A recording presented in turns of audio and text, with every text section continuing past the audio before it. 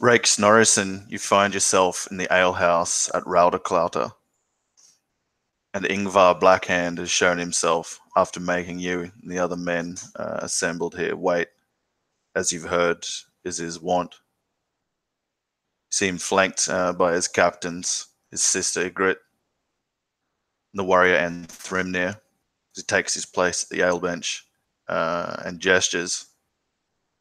You and the others that make up the five who have answered the hasty call for men to fill the benches of the Sjohestur walk forward.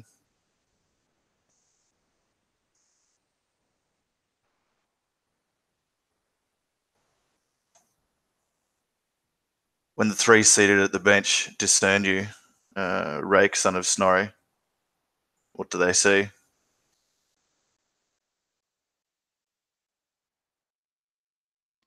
I see an older man, not old enough to be weak, but he's seen some years. He's dressed like quite well. Actually, he seems to be not rich by any means, but at least well armed. His armor even has some filigree that's been added to it, in strange runic symbols that seem to make it up. Um, on his neck, going up to the side of his face, onto his ear, and presumably down past his shirt, is like what looks like a really bad burn scar, that he's suffered from somewhere. And he would stand completely tall, proud, and he would kind of look over at the other four that are in this line with him, and kind of almost roll his eyes at them as if it's shameful that he's answering the same call that they are. But he'll look down and kind of shake his head, reminding himself um, of the sign that he's seen that the gods have given him in the runes, that show him why he's here of all places when he could be in so many others. In addition to the burned man, Yngvar, you see an old man, pallid skinned and sweaty brow, despite the cool climes. See a tall foreigner, you mark him as one of the Torn. Boy, near on the age of adulthood, or close enough if you were in Isclofin. And a bald red-headed man, burly chested, with some bronze rings about his arms, and a red beard that juts out from beneath the clean pate. They stand before you as the hubbub of the ale sink beyond fills the rest of the room.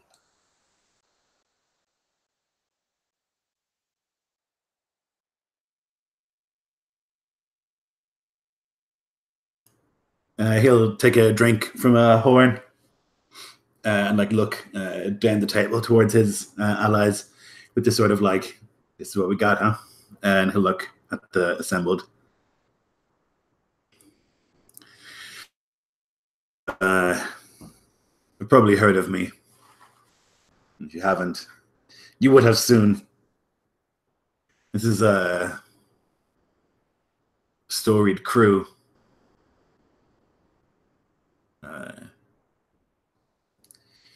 There's reputation among us, certainly, but I seek more. And so we're looking for people to help us in that, in this search for glory and money. If you come and serve me, there'll be wealth. There'll be glory, but also hardship. And I don't allow any belly aching, and I don't allow any whinging. And when the rowing has to happen, then the rowing happens. And sometimes you'll be hungry, and so you'll be hungry.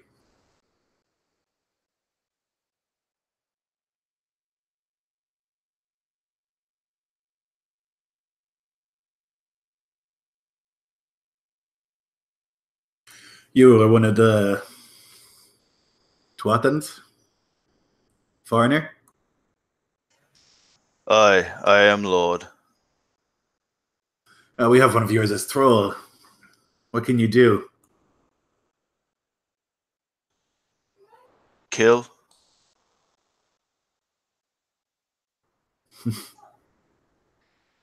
Your men took my blade there, and he gestures to the door. But I'm good with that. amongst other weapons. Not in the clumsy shield fighting of you northerners, but deadly in the sword dance.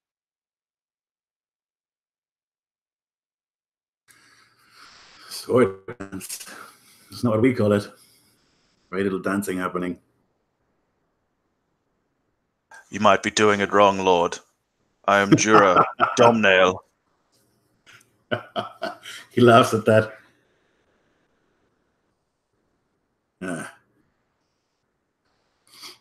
All right, we'll have you. Your people swear oaths? Aye. I'll swear an oath on my God to you, Lord. For equal share, and to be free of slander by my crewmates of my origin.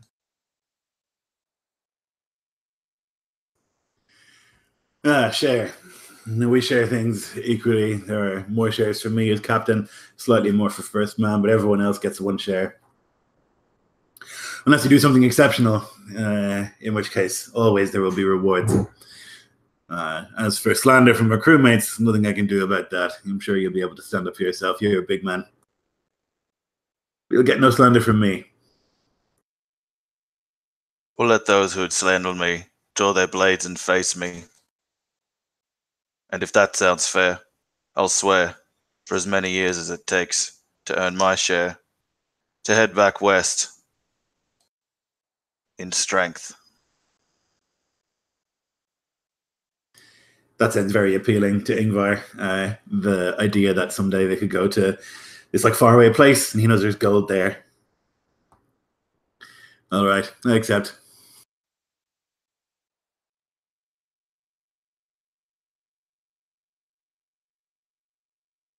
He'll bow his head and swear an oath in his foreign tongue, and then in yours appropriately. Yeah, I'll swear one back to him. And when it's done, I'll give the nod for the guy to give him sword. Knut the wagerer will nod and bring the man's blade in. It's fine make and longer than the gutters that most of you guys use. And there's no shield with his war gear, just a short sax across his mail belt. Seems a man of like fine enough rank, though a foreigner here makes him above a thrall to most. Though few look like they would rebuke him. He's a warrior's stature to him. He'll step back once his sword is given back by Knut.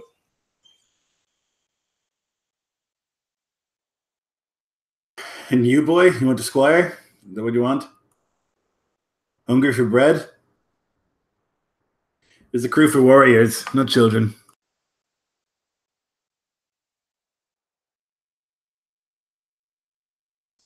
I'm a man grown, Lord. He lies boldly, swallowing his fear after nodding to the first two questions. I am Hjord, son of Hjord. My father was a shepherd, but his folk and our kith and kin, they were killed by Isbjornsen. Father forbade me going to sea, even though I've always wished so. But now he's dead, so there's no one to stop me. I sold all my flock to Carol the Coincrow for good money, and I'll put that to use in the service of becoming worthy of an oath to you, Lord, he says jitteringly, as if he's rehearsed that through his head when he was sleepless last night. We are kin to Isbjorn. We are reavers like him. We're from the same place. And you would throw your lot in with us after we killed your father, destroyed your farmstead?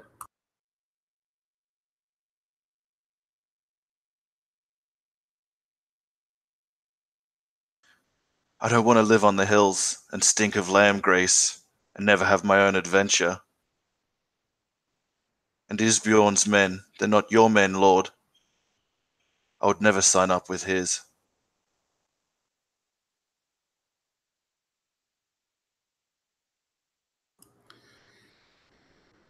Yngvar looks to Ygritte.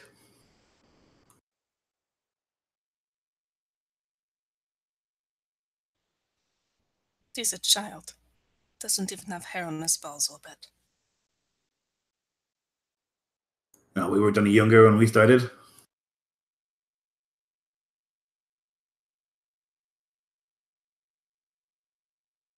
I'm not babysitting him.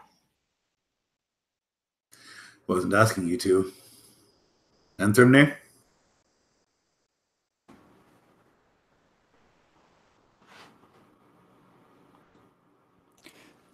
Thormir's going to stand and walk towards the boy, and take a knife out and thrust it into his hand. Stab me.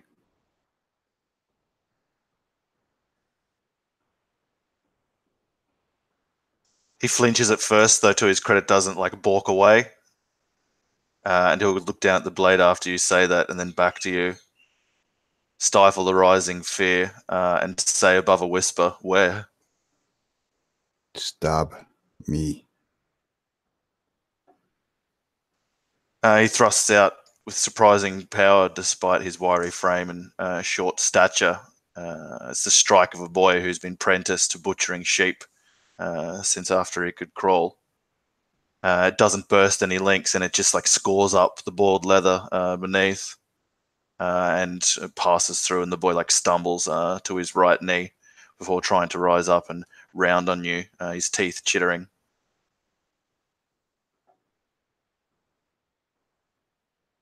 I look down and pry the dagger from his hand, pushing him back. But as I turn towards the others, I'll give a small nod, and then the customary shrug and stand back again.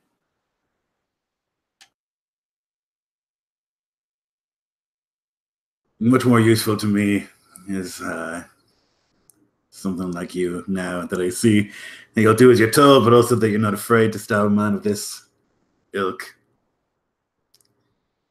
You can't swear an oath to me yet. You have to prove yourself over the next few months, years. But if you continue in this way, who knows? He relaxes, shoulders slumping. Thank you, Lord. And looks around. He cannot like go and stand next to the Tuathan nor claim any weapon back. He had none to be like given up before he was let in. But his hands clench and unclench as he like shrinks back.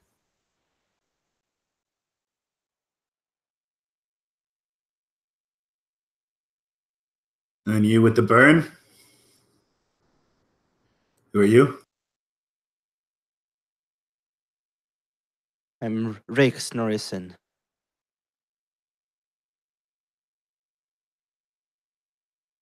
As for what I can do, I'll kind of like pull back a bit of his hair so like the burn is showing more. I've withstood the fires of Muspelheim. It's left me with this scar. I've swam with Ran in the depths of the sea, coughed up blood and salt. Still, I'm here. I know things, greater things. And he'll kind of reach down to like pull at the handle of his sayax, and he'll just look up to make sure if you'll permit me to draw a blade in your hall. Yeah, he looks. He like leans forward, sort of excitedly, like this is interesting. He'll pull it out. Then he'll put his finger in his mouth and bite down hard, ripping a small chunk out so that his finger starts to bleed. And he'll start like drawing on the side of the blade, this like runic pattern. And then he'll like wipe the blood all the way up the blade, and as his hand gets to the edge, there's gonna be like a spark as the blade will erupt into flame as it's wreathed in runic fire. And I'll just like hold it up in front of you. I imagine like loads of the men grab their amulets and whatnot, and like spit on the ground. But Yngvar just like looks wide-eyed with like this greedy grin on his face, and like laughs and like punches the table a few times. I figure a demonstration is more valuable than words. I'll just kind of, and the fire will like fade away. Still like blood smeared on the side of the blade. He'll just wipe off indiscriminately before sheathing it back. There's many more things I can do too, as well as fight with any other man at a level that I'm confident I know the runes, different runes, more so every day. Given up much to earn this knowledge, and I'll give up much more to earn much more in the future. Whatever story you're brewing, I want to be a part of it. I want runes to be written, telling the tales. Yngvar, the great, the conqueror. I will be a part of his crew. He'll say, not ask.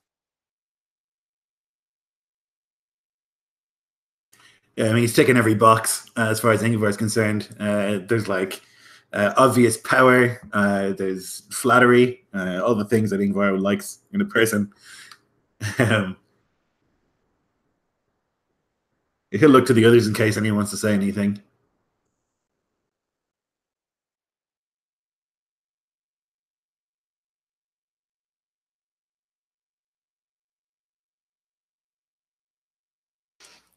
Better than a witch. It's the same, isn't it?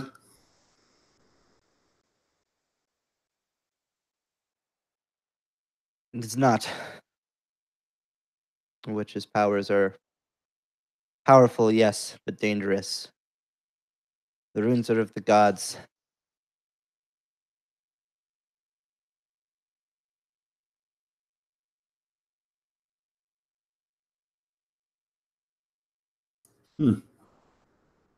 Yngvar shrugs like, well, that's a positive bonus that I wasn't expecting. All right. Certainly. You're welcome amongst us.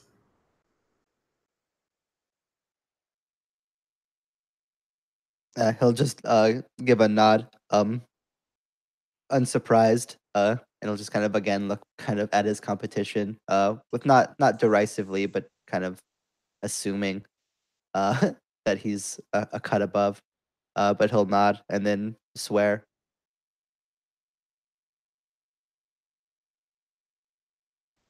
Jura and Hod will flinch away as you like go to stand amongst them, and you hear Jura muttering in his Twathan tongue, and then Knut the Wagerer and Little Tor come over and hand back to you your gear.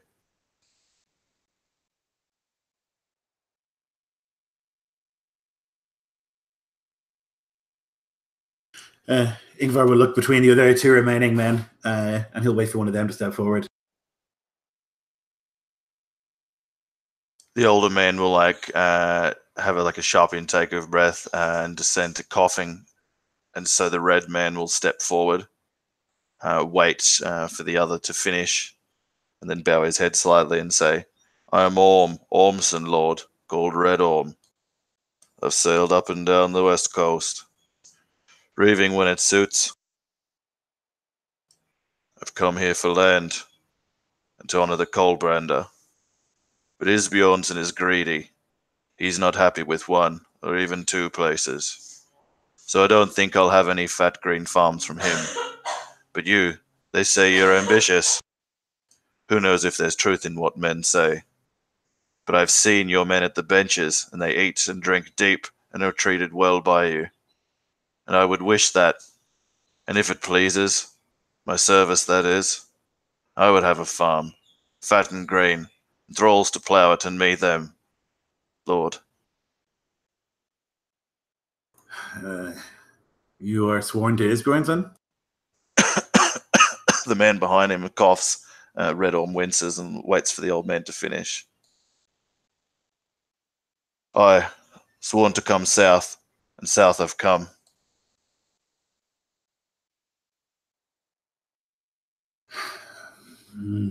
And I'm wary of poaching men from Isbjornson. You're not sworn to serve him. "My first oath with him is finished as soon as I came south, Lord. You as captain must know. It's every man's right to say his piece after that, and if he chooses to leave after the oath's been seen to, what law could stop him, Lord?" True enough. No, it could be awkward. "I'm no great boaster, a loud speaker, Lord. Cannot sing, nor have I learnt to trap words, so have no fear of me on that account. Man old enough to be wise, to peaceful moments of drinking, a slow burning candle. Well-made harp song, Lord.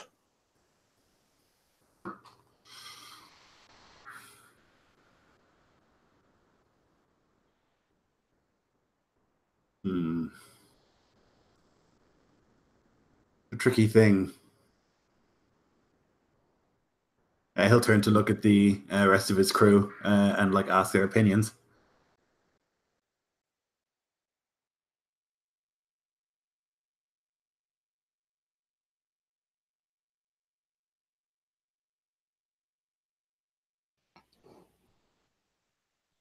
Yngvar kind of looks him up and down.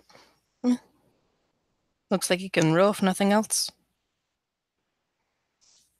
I know that he can row. What I'm asking is, do you think it's worth it to take this man, who seems to be decent and probably a useful warrior, when he has served Isbjorn and he would be leaving Isbjorn's service to join mine? Do you think this is wise? Do you think it might cause problems? Is Isbjornson an old woman to count her chicken's eggs? He'll be fine. Fucking hell, enough with the coughing. Anthrumnir, what do you think?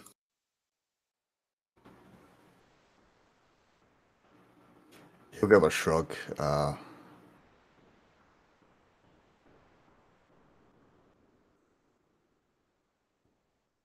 Yngvar will roll his eyes. It's like talking to the fucking wall with these people.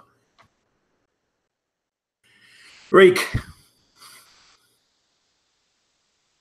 you're wise. You can see things. What do you think?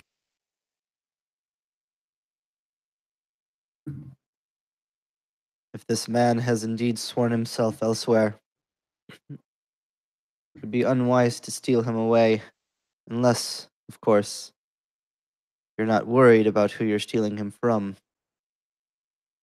I'm not as familiar with this direct region as you are. I'm not sure how threatened the other Jarls would be by this action and how much they could back that threat up. If we do take him, he better be worth it. Worth twice the normal man, twice the risk. I'll kind of look at this man and kind of size him up. Tell me, are you worth twice a normal man?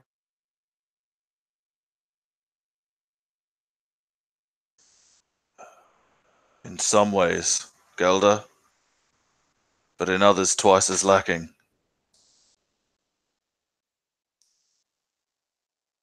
And other than a muscle to row with, what is it that you bring that's twice the normal man? What skills do you have? I know the coasts of these parts. I've reaved them in years gone by. Rode in and out of them, and through the storms of them. I've listened to what the Ruddermans have said on the hoary nights. I can row, and I know. And I must be lucky. He looks down at himself, his big brawny arms wide open. I've not been plucked yet.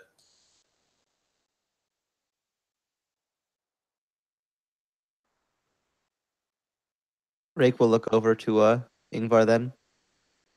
Do you have a navigator skilled in this area yet? We have what's his name? Harding. Ranald, the thrall, Anthrumnir's thrall. Yeah, that's right. Our guy, our Harding, the Rudderman, doesn't know this place particularly well, right? He's just our first man. Mm-hmm. No, he's We right. plan to stay. Go on. Yep. If we plan to stay, it might be worth it. You can show us the ins and outs, best places, the worst places, places to stay away from, places to go to, times where the tides are best. If we plan to leave, he might not be. His knowledge will be useless.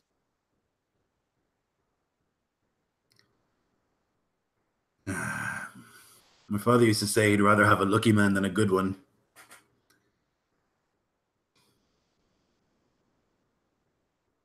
And I like that he doesn't boast. And he's big. And he's right. Within the law, once he's served his oath, he's free to go. We can make gift to Isbjorn if we must, but we need men. All right, Orm. He nods twice. Thank you, Lord. And he'll step forward and then kneel and swear to serve you and never bring you dishonor and accept your salt and bread and to obey your commands.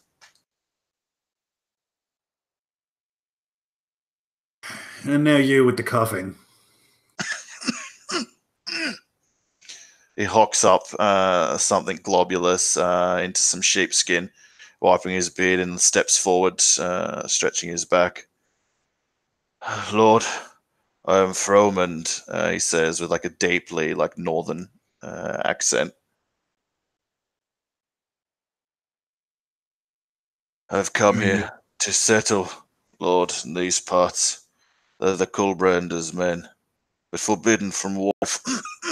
Lord, she's dead now, taken by a chill sent by Ran on the sea. So I'm bound to her nagging no longer, and wish to spend my days in the raving of the lambs of Aslbod, than shitting in the bed, Lord. I can make no fire of my weapons, or speak the heathen tongue. He shrugs. I can butcher a beast, he points at Hjord. And I can row, he nods at Red Orm. They're not so strong as other men. When there is strength lacking in the arms of the old, there is wisdom still, Lord.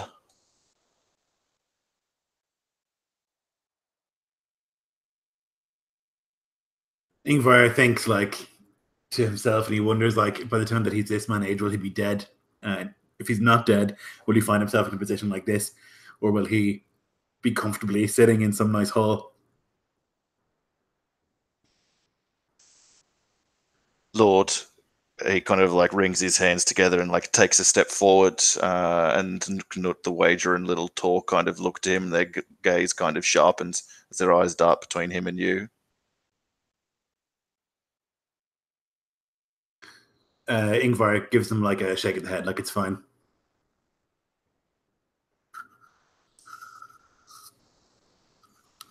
I'm cursed with the dreaming, Lord.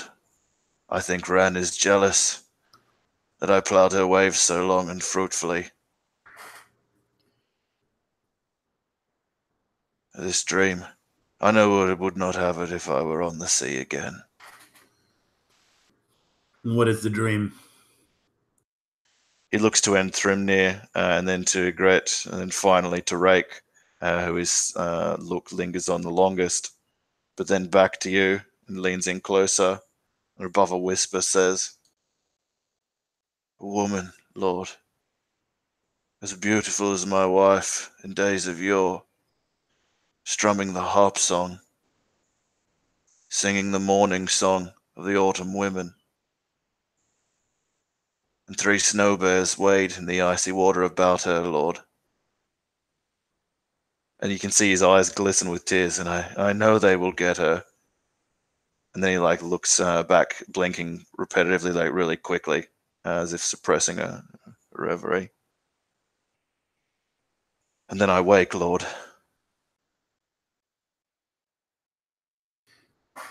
Yngvar doesn't really know what to say to that.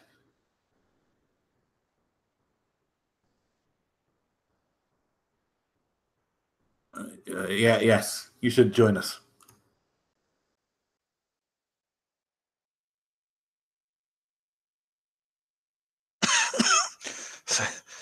Thank you, Lord, he says surprisedly.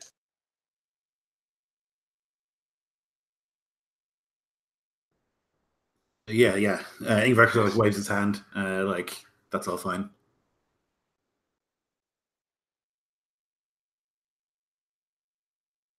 He'll move over amongst the others and take like a carved, banded war horn and a sayax from Knut the Wagerer after a nod from you and like a hand wave. And fall in alongside the others of the Sjohestur.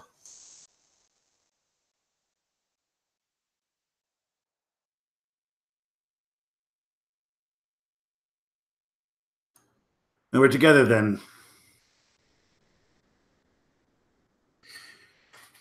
And we'll have a day, maybe 2 at most. But we make preparations, but we'll be going soon to conquer and plunder. So if you want to enjoy your final days here, we might not be back for some time. Some of you might not be back at all, he'll say with this grin. Come find me at the end of the day. I'll be in the ale hall, and I will let you know what is to happen. Is it not customary here, Lord, for the half-lord to give his due once the oath is made? Says Jura with like a wicked dimple in his cheek. Suppose it is. But usually people do something in my service before I give them something. All you've done so far is say a few words. Well, I'll not have it said I'm not generous. And he'll gesture for one of the men to bring forward some arm rings. I will sing that song, Lord, he says, and he'll take it with like a smile and a wink to Knut the Wagerer when he like hands out the due to each of them. Hjord looks down, like eyes wide, having held so much wealth in the last couple of days. Fromond cannot thank, but like nods and like waves a hand as he descends into like a wet cough, and Orm like thumbs through each hacked bit, and after a nod places him in a belt pouch at his side.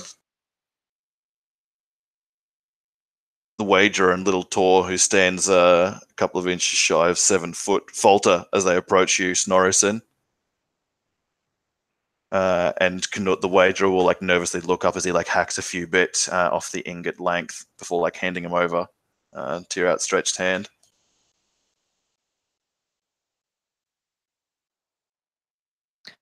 Yeah, Rake will even kind of press, and as the man kind of reaches out, he'll make sure that he looks this person in the eyes, kind of forcing the fear even upon him a little bit more. He'll do nothing to ease it, but he'll accept the gracious gift, and he'll nod back towards you, Yngvar. I'm also a smith, so if there is any gear that requires maintenance before the trip, you speak to me. I can do what I can to make sure that everything is ready.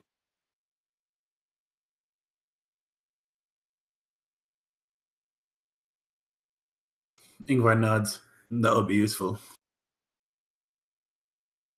No, we have much to do and a little time to see it done. And he'll stand. Enjoy yourselves, you fucking animals. I'll see you tonight. Oh, thank you, Lord. And the other Sjohestur crew are currently off, like joining with the men and prepare to show them to the appropriate ale sinks and brothels.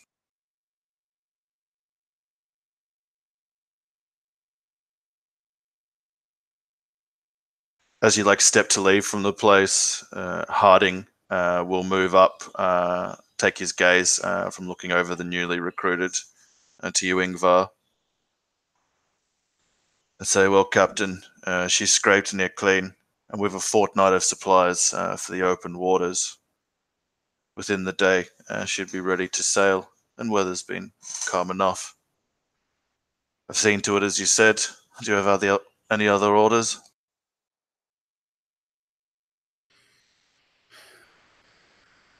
Enjoy yourself, Harding. I need to do some speaking. I'm trying to... We should be heading off in the morning, I think, if that's possible. So make any last preparations that we need to make. But enjoy yourself this night. Oh, and you, Lord. And it feels weird having the old man like call you Lord after being under the bark of him when he's at the rudder, rowing through 8 years of like blood and storms. Yeah, it still confuses him that everyone calls him that. And he's not used to it, though every time he hears it, it does make him smile.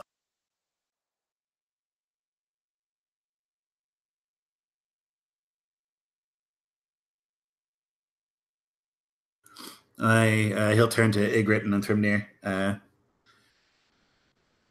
going to go speak with what was his name? Sigorm. The Aslbod there. Oh, yeah. I'm going to go speak with him. And Stigorm, yeah. if any of you can go through the hassle of finding me the cursed, what's his name? Skull.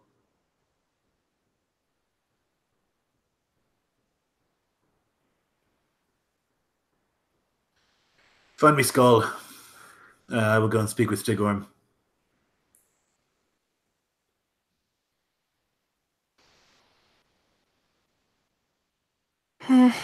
You should listen to him and enjoy yourself at least a little. Jarl. Don't have time. We have conquest and reputation to gather.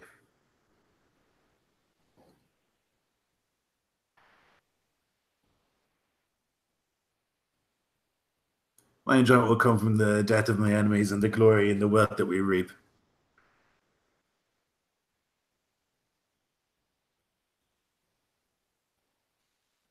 So you're intending to move off and find Stigorm of Helagaska, Yngvar?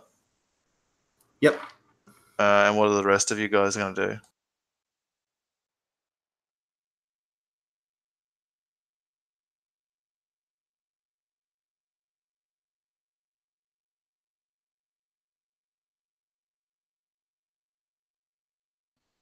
I'll browse around and listen for any useful information if any of the other crews are talking about where they're headed. We could get there first. Cool. And then Thrymnir? And Thrymnir will trot off and go in search of Skull.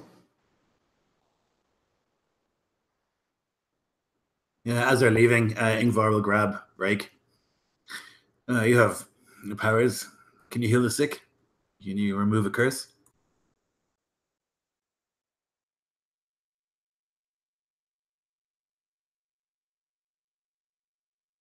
Sickness is one thing, curses are another. Which is it?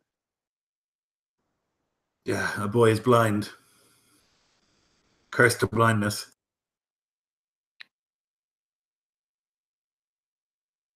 Yeah, and an idiot.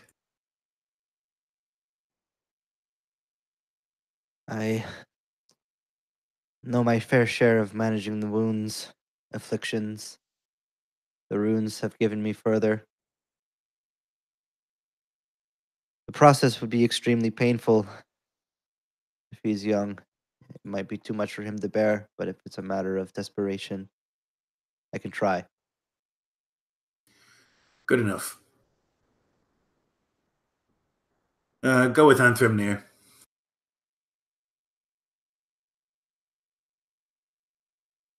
As you say.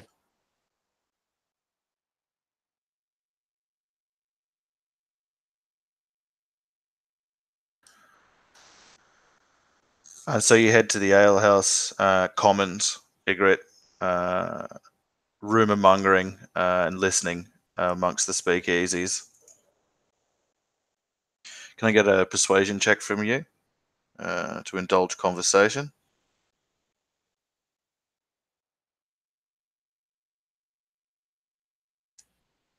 Alas, Ygritte is not the most personable. It's only a 9. Yeah, and given the time of day, there's scant pickings here. So after a time, make your way down to the markets, the next best place, intending to drop eaves. While Thrymnir and Rake go off looking for Skull the Cursed, you make your way Blackhand up towards the palisade and Isbjorn's hold to look for Stigorm of Helagaska. And after asking some of the warriors who patrol and keep safe there, you can find him easily enough, training with some of his Aslboders in the yards with some of the men of Isbjornson, barking orders at them, dressed as them, sweating alongside them, and bearing a few bruises just as though they do. as he shakes his head, bellowing no, no, no, and moving forward to reform them and repeat. One of his men like nudges him and gives a muttered lord, and he sees you approaching. Are you by yourself or with some retinue? I probably wouldn't travel anywhere on my own. I'll bring maybe I'll bring Jura. He seems like he knows his business, and then I'll bring one of the old school big boys. I think I'll bring Little Tor. He'll take off his gloves and give his rusted training shield over to like one of the men, liberate his braids free from the helm, and stride over to you, wiping his forehead at his brow, extending a hand. Yngvar, good day for it. A very good day. Would you like to continue? I wouldn't have a chat, but I haven't limbered up yet this morning. I'll leave them to it a while. Like he'll nod to the one of the men beyond, who will like turn to back to it, you bastards, and he'll look to you. Will you take a drink or some food? Just some food, some water. He'll whistle to gain attention of a thrall and call out for food and drink. He'll move toward the shade, like of the wooden palisade. A couple of guards who are mumbling there look for something to do and act soldierly. And after they move aside, he looks to you. What the fuck are you feeding them, Black Hand? And he gestures to like Little Tor and Jura, who are both well over 6 foot. Feed them reputation. Makes men grow big. These two must be hungry. What brings you? Fortune opens her legs for us, I think. There's a opportunity. I'm in the process of speaking to another crew in the hopes that between me, you, and them, that we could take back your home. And what reward would the ambitious Black Hand want for this gesture of friendship? Split of the loot taken from thralls, of course. But beyond that, reputation is what I seek. You would have the place returned to you, since it's your inheritance. It would be more if you'd not burned Boer. I didn't know you might then. have been a mighty reward for such an act. Yeah, I had no knowledge of you then. I was hungry.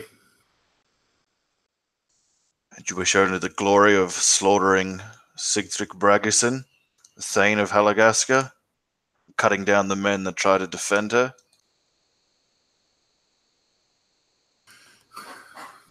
Yeah, it's time we did something. There's no glory to be had in sitting around in ale sinks singing songs. And it's your inheritance, your birthright. Seems only correct that you take it back. It seems that I could gain much and more from helping you.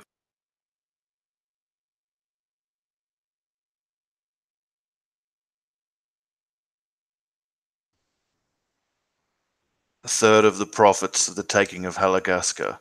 That is your price? And a third for the other crew. You split it 3 ways. Shakes his head. That leaves me a third of the whole of what is owed me, what is mine by blood.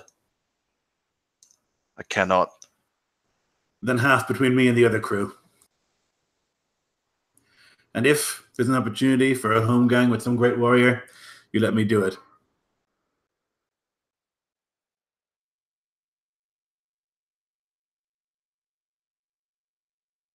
The other crew? And he'll like put a hand up so you don't speak further, to take food and drink from the thralls, and then nod for them to move away, and waits till you've been received yours. Yeah, I'll eat and drink. Skill. You see, drink. They don't call him cursed for nothing. There is a reputation for bravery, and some success amongst the cursed failures. And those damned Ulfhednar with him, they're mighty in battle. 3 crews might be enough for Helagaska. My crew counts for 2. He'll say easily, just like always bragging. We have a magic man amongst us. And I think we might be able to remove that curse from Skull. He purses his lips and opens his eyes and nods a couple of times like, oh, that as well. Like, he still respects Skull, even though he's kind of, in a way, a rival.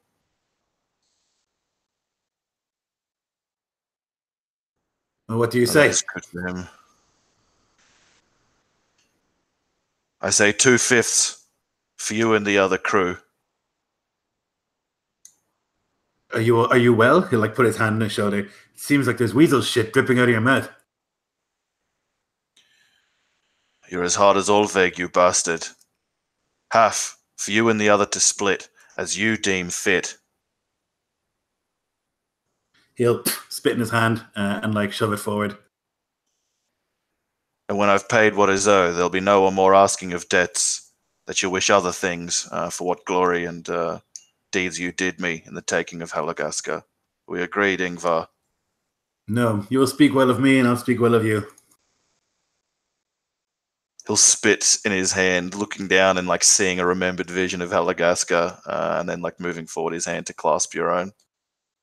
Then it is agreed. If you bring the other crew, half. Half. Now, want to practice? Don't you dare pick that up, he calls over to one of the men who's like beaten over. You don't deserve to pick up that weapon. Out of there. And he'll nod for you to follow him, pick up a shield and hand it to you himself, and you can commence the training with the men. I will make a big point. This is part of Yngvar's plan, to fight in a way that I don't usually, to like fight with my left hand, even though I don't. And so he might train me, but I want him to believe that that's how I fight, so that when I actually fight him, he won't expect it. You see that little Tor, who's always had no great skill, he's just good at like cutting down the tree before anyone else can, with great big swathes, keeps several men at bay, giving more than a few like mild concussions and sending them splayed into the mud. Jura handles himself well, though it was overcrowded several times as men like formed shields about him and rushed him. Though other than that, his sword dance seemed deadly enough, and he broke nowhere near as much sweat as the dirty men of Stigorm who faced him. On the walk back down from the palisade, much sweatier and closer to noon, he leans in and says, "Do you ever think he might have been using his other hand, Lord?" Somehow I don't think so. I think he might be straight as an arrow, that one. He nods and sidesteps some shit on the road. The market is a bustle. Ygritte and reavers move all about the place, similarly preparing for voyages to come, haggling and shouting and cursing merchants that line either side of the grimy thoroughfare. You see a man with one arm missing and rusty iron rings in his beard pleats, reaching up with his good hand, calling for alms, as one of Carol the Fat's Sealanders moves about with barrels of fruit at a jog, slushing through the mud before you.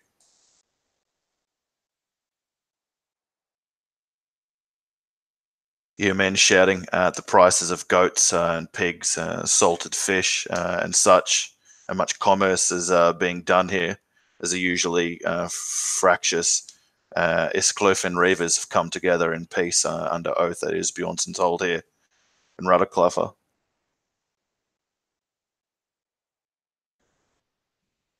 It's never entirely peaceful, and Ygritte wants to find out who's holding a grudge.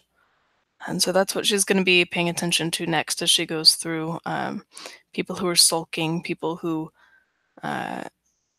maybe are watching someone with too much interest. and try and talk to them and figure out who has a grudge to bring to bear.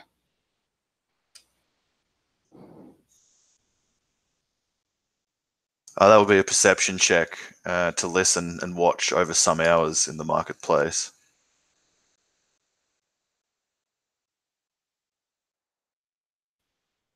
Nine again. Damn.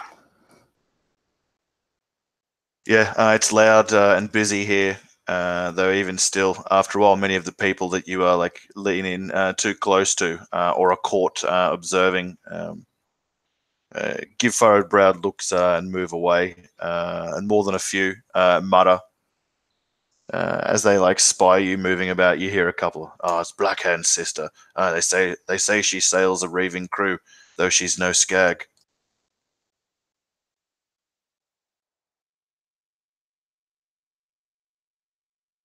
As you're making your way down to the docks sometime just after noon, after giving up on the marketplace, you hear a great commotion down there. And when you pass the Salter's dwelling, you can see another sleek snecker sailed up underneath Raudrcliffr's brow and pulled in alongside Coin Crow's fat-bellied merchant ship. Townsfolk have moved around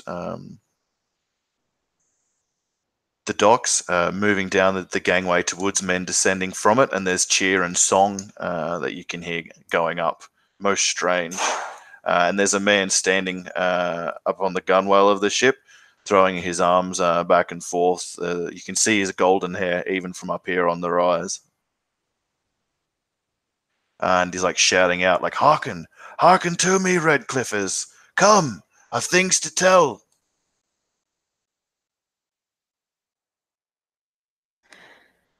Yeah, this seems to be someone who has had a very good voyage, and she'll come close and listen, making sure her brand is hidden. Listen well for what I tell you, townsfolk. For I am Thormar, the fair, much loved by Freya, and captain of the Shark, and he points to his ship behind him, and her trusted men.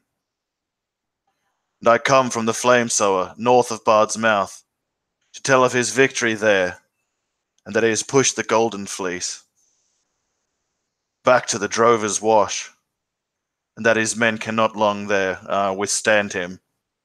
He orders all faithful Northmen to take what they can, deprive the enemy of holdfasts before the winter snows come. And languishing in this realm, we will fight them, him without the rest of hearth and hardy home above him. And he raises his fist, and many people like cheer out, "Kohlbrandr, Kohlbrandr!" And people like smiling to each other, clasping arms on shoulders. A few sly or shrewd reavers and other warriors fold their arms and look down their noses at the folk beyond, warily exchanging glances between each other.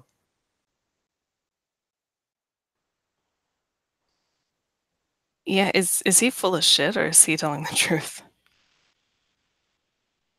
Roll an insight check. Finally, a good roll.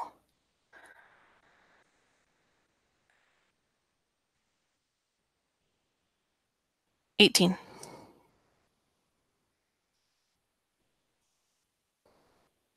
He doesn't appear to be lying, though that was rehearsed speech. Maybe he was even instructed to say it, or bits of it. Though none of the telltale signs of a man at lying, as he says this to the assembled people, but like certainly with intent.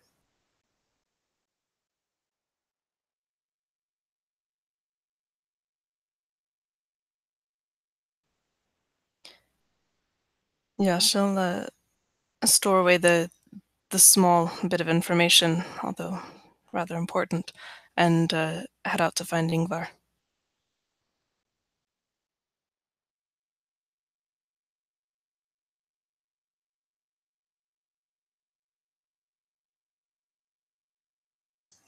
Eventually, and Thrymnir and Rake, you can find Skolson and half a dozen of his crewmen from the Alpha in the fields just southeast of Raudrcliffr, where the last of the herds are being given their autumn graze, to where Skolder cursed in his great snow bear pelt, girt by his warriors, exchanges heated debate with the shepherd and his men there.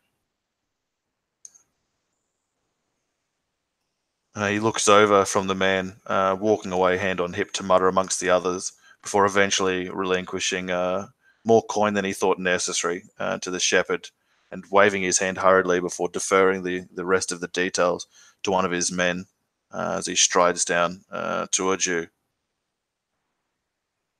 The older man, his hair speckled with grey, a short-cropped black beard, looks down towards you.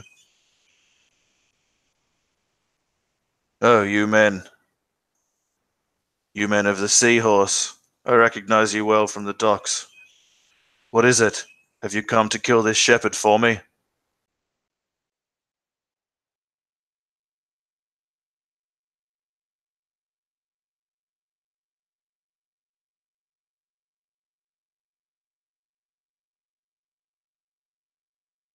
Who does your captain send me two mutes? At least it will spare me the piss in my ear. Well, what is it? I'm cursed enough. He puts his hands on his hips. Underneath the left hand, you can see there's a strand black braid of hair, slickened with some kind of amber-coloured grease, and a shriveled, decomposed head, embalmed and swinging from the side of his war belt.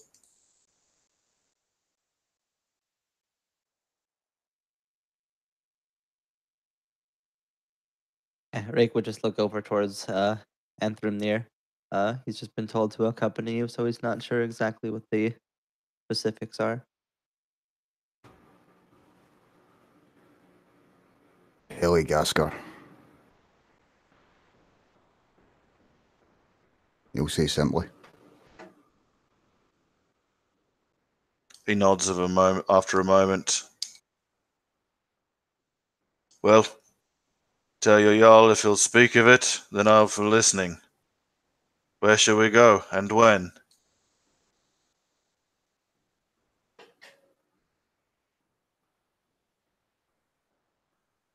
Is the idea still to sail in the morning?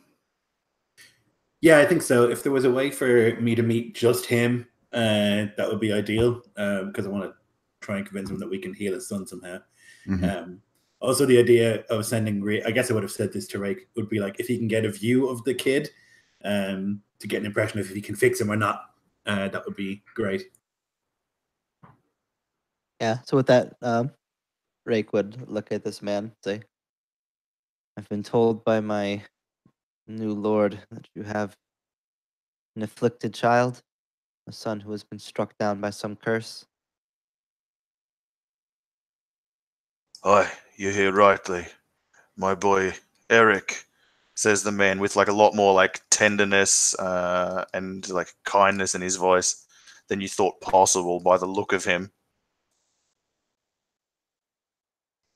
It is a sad tale, but a true one. Are you a singer, a scout, or Gelderwise?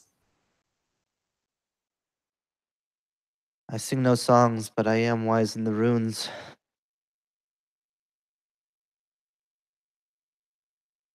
I am to see this boy of yours, to see what I can do. Tell me, how did this affliction come upon him?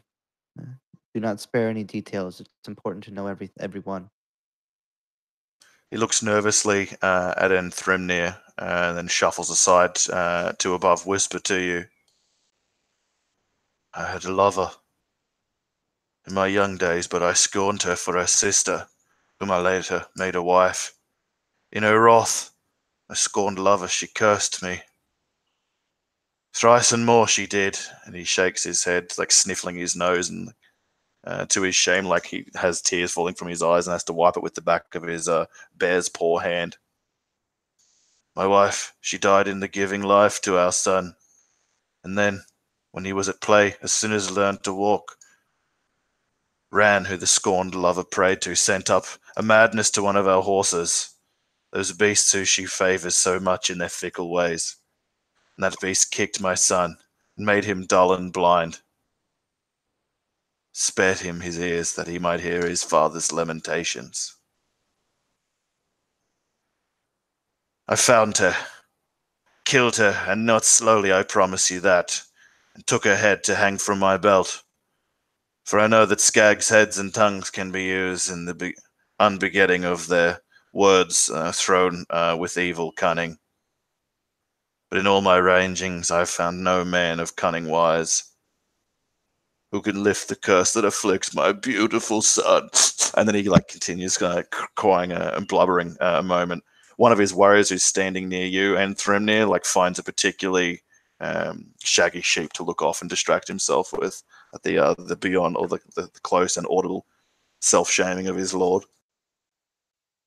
Hold yourself together, man. If I'm to help you, I will not help a man in tears, cowering.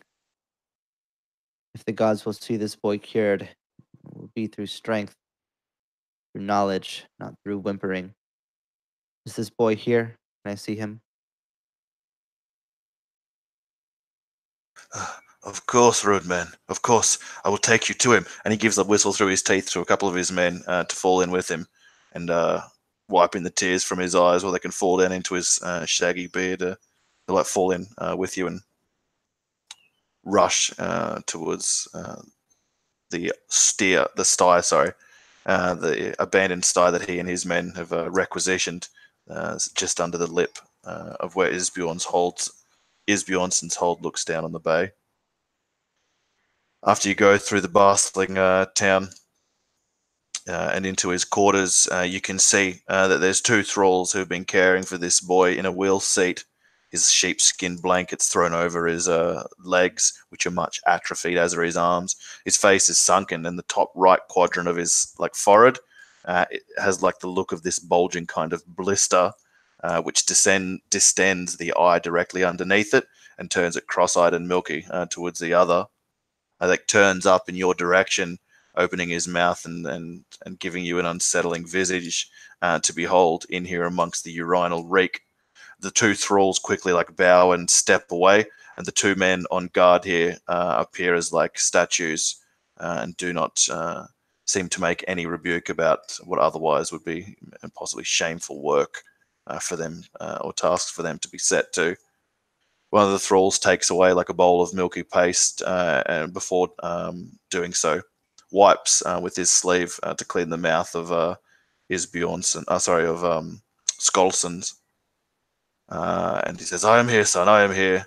And there's just kind of a rasping wheeze from the deformed young man who has the same darkened hair that will turn to grey in older life, though it's begun to have white shocks through it, even though he cannot be more than 16, 17 years. Rake will very unceremoniously walk past the guards and the thralls, kneel next to this child in this chair, and begin kind of placing his hand kind of on different points, kind of examining the wounds, taking a look at the different markings and afflictions that he bears. Yeah, the distended forehead, the blindness, and the atrophied leg and arm muscles would be the obvious signs of affliction. Though the sources of truth magics like this may not have a physical nexus or origin. Yeah, after a few moments of poking in and prodding and examining, he'll stand back up and turn back to the fathers to Skull. And you said this came about after your scorned lover cast words upon him. He nods. Do you remember any of these words, even pieces, phrases, words that stick out in your mind? I heard them not, for I knew nowhere that her and her fell kith would gather to speak such ill songs. No, I don't know what words, though it must be that soon after that my wife gave birth and died. though it was not for 3 years the number of the Norns till thereafter that he was struck by the Ran-maddened horse that's laid him thus. And Nico, I'm guessing that thing you sent me, I would just know that offhand as part of my knowledge. Of your Saithwise skill, which I assume is handy. Yeah, quite high, yeah. He would look over. This is no simple affliction, no disease or injury. It stems from something deeper, further. Though you call yourself cursed in name, your child is cursed by a witch.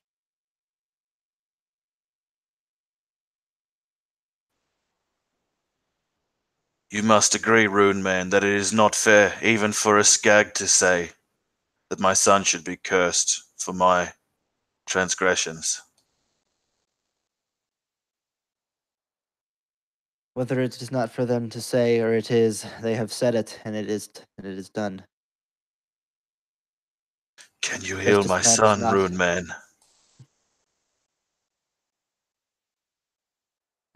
Justice matters not to the Saith Kona, but their work is not permanent. I may know a way to fix his ailment, but it will not be easy. I will need multiple things. First of Tell all, me your gift price and I will pay it. Thralls or silver, Rune Man.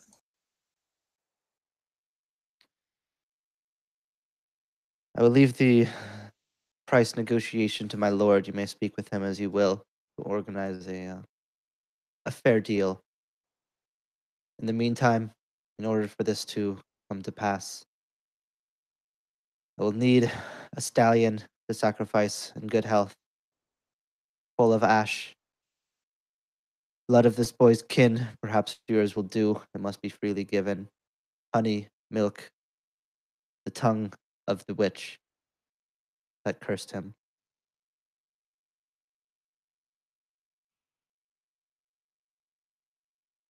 In the meantime, I will need to forge a special sword, a blade that must strike him. This must be done on a specific day at a specific time of my choosing and my knowledge. You gather all these things for me and organize a deal with the new Lord Jarl of mine.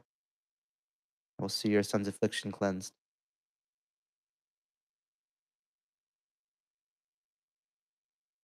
Those things I can provide, or be quick in the getting of them. I'll make preparations for them now and ready myself and go and speak to your Jarl that this deal can be sealed. My thanks, man, he says, and he'll like place his meaty paws around your own and like shake vigorously. Oh, truly.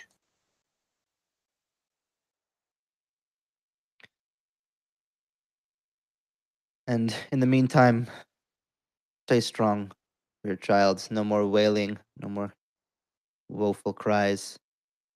It's not befitting of you nor him. For my boy, I will be strong and I will do as you say, Rune Man, if you can heal him. In addition to whatever your agreement myself and your captain might come to, there'll be reward in it for yourself. You need only ask if it is done. He shakes his hands around yours again. Yeah. Forgive me, I must ready myself and make a good impression of to your captain. Mick will just nod. Have no more words for the man. He'll just turn to Anthrimnir to see if there's anything left that needs to be said, and if not, begin to make his way away.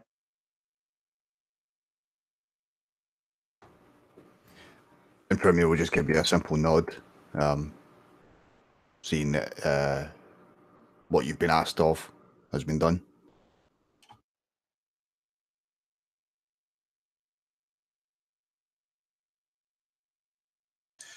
Ygritte, it's easy enough to find Blackhand and his pair of guards making their way back down into the marketplace after your time at the docks. And so you have heard of Thormar the Fair and can find him, as you'd expect, at the ale sink, which is beginning to not crowd, but certainly more people in here than this morning. with the presence of this well-known and respected captain of Lord Uthal himself. And you can see him like nodding and smiling and raising ale horns and nodding to people who throw in blessings from up and down the ale benches, and more than a few maidens who wench at the tavern, fawning over him, taking his plate and cups and refilling them as needed. And his crew of bright men, helmets off now, relaxing at the benches in amongst Stigorm's men and Maga's sons and Carol Coincrow's merchants and such. He'll gesture for a few people to excuse him and step away from them after a nod to several of his crewmen who stand up at your approach. Come, friend, take my place at the ale bench if it is your want. I'm clogging up the place. Thormar, and he'll like gesture forward with like a greasy ale-soaked hand.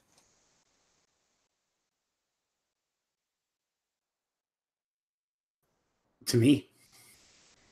Yeah, to you, Yngvar, as you guys walk into the ale sink. You can see that there are crew of yours in this place as well, and those newly gotten recruits who you'd said that you would be here in the afternoon. They're here as well at their table.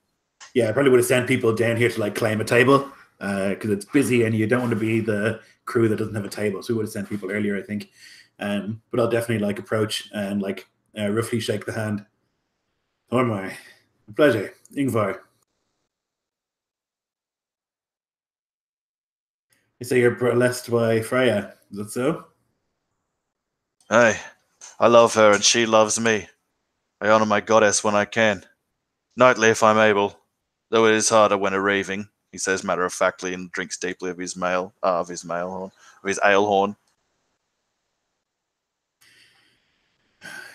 Good that you're a godly man. I think there's not enough of us out there. Never knew for one of Ulveg's men to be godly. Well, Odin is my great-great-great-great-grandfather. So my father always said. You as well. He puts his eyes wide and gives like a mock expression and then clinks his ale horn to you, drowning his laugh with ale. And I think Odin did a lot of honoring each night also, he'll say with a grin. Aye. But Freya is the goddess of that act, which makes men of war. And she blesses me for how I honor her. So you've heard rightly, Yngvar, though I must confess I've heard little of you. I haven't been captain long. Unfortunately, Ulveg passed not so long ago. Since then, I have taken Boer. You'll hear of me soon, I think. No doubt we'll hear of a great many in the times to come. There's ripe many things for plunder here. The Kohlbrandr has successes, triumphs in the north, and he's pushed Golden Fleece back to the Drover's Wash. Victory and Odin are with us.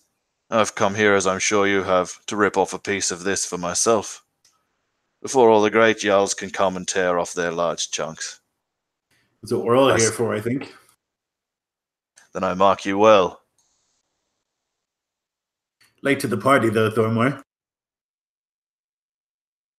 I was busy. Glory and thralls to earn at the Bard's Mouth, and plenty of them. That Sealander, he gets fatter every year, I swear it. It's impossible. I don't understand it myself. But he's the only one here who does any real trade, and there's so many hungry wolves here who bring endless thralls. No wonder he gets fat. Any ideas how to make him fatter? And he'll like take his seat at the bench and like slap it a few times for you and your shield maiden to sit. Jura and little Tor will just stand nearby like his men do, with that air of lethal casuality. A great many ways, I imagine, though. Isbjornson has made it clear that there's certain towns here in the south that he seeks for himself. Boer is a ruin, thanks to my handiwork. We'll probably have to go further afield soon.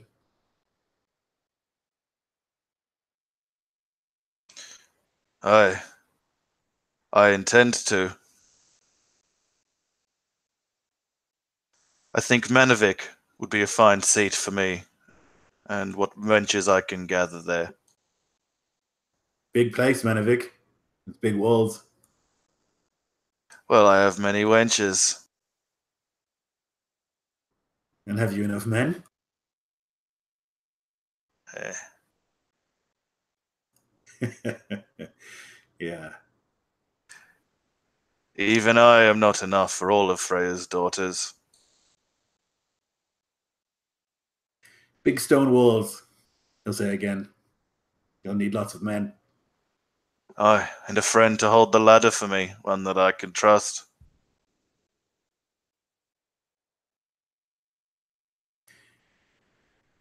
To hold the ladder for you. Would you not hold the ladder for your friend? A You generous make the gift? walls hold the ladder. A sharp tongue and wit, your shield maiden. I mean only that if I should say Manavik should be my prize, I should be first over the rampart. Would not hold the ladder for a friend to go before me in this thing, he says, like with the other meaning heavy in it. I jest. I seek reputation more than I seek property. All that will come later. For now, I want a name.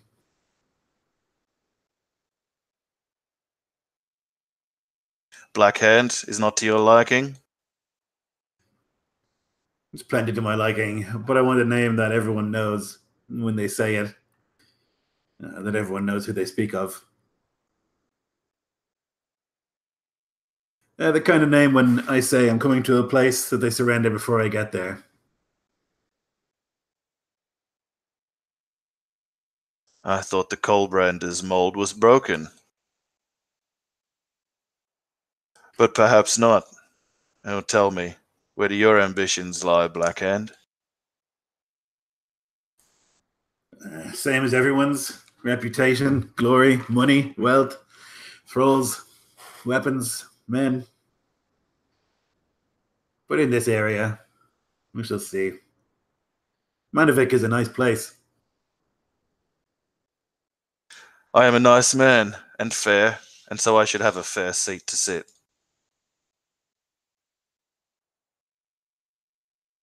You can't fuck your way inside the walls. That depends Oh, how I hard you wouldn't try. be so sure about that. Yeah.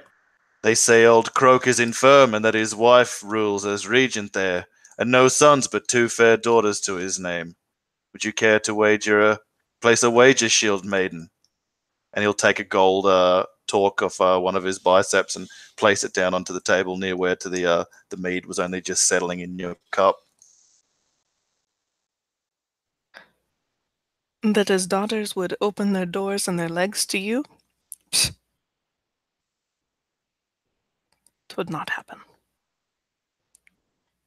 To both of us, though, maybe. 2 daughters for 2 friends.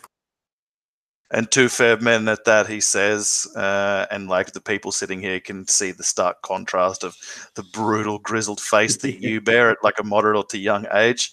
And he's like, luckily, quite unscathed in what must have been 20 years or so of reaving. He's still handsome enough to earn his nickname, and his golden curls so bright still and not untouched by grey do nothing to harm that.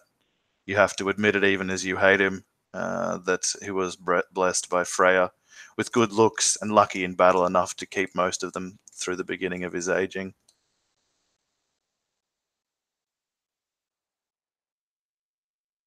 Yeah, I You think seem a Ygritte likable fellow. There you go. No, Ygritte just like hates that he's actually quite fair, and that she thinks it so.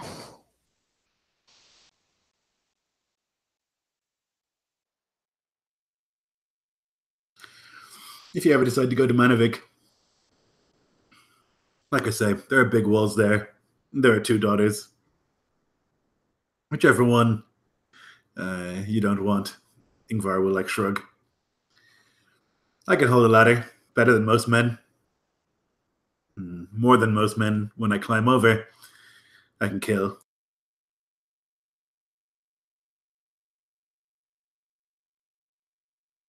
I wonder if a friend might want more than just a daughter to marry for the holding of this ladder we speak.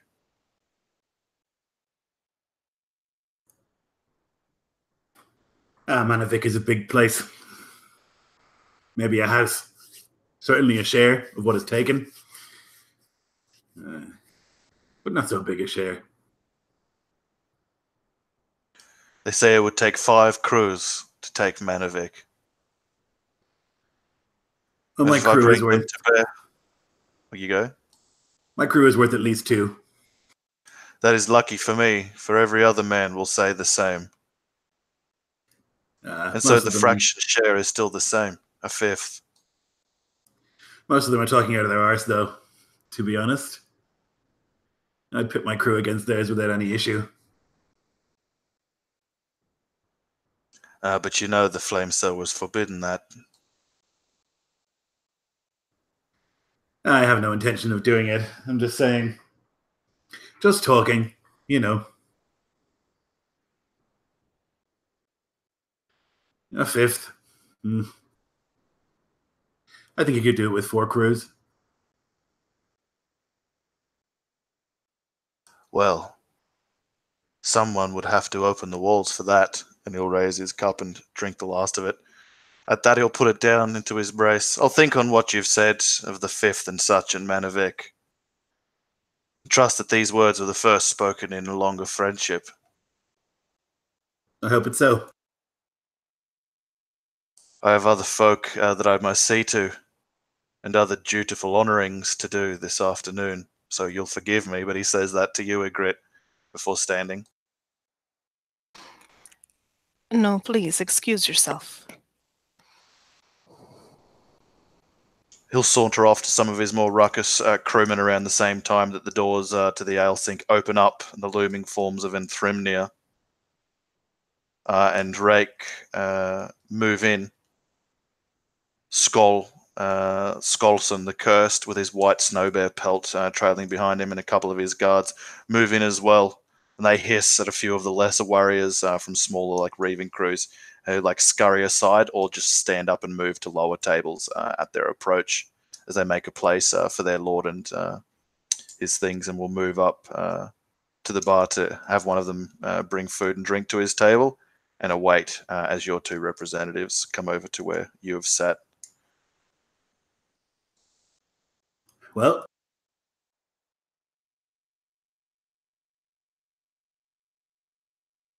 It will not be easy. It will require specific materials, complicated process, but it seems like a cure may be in order.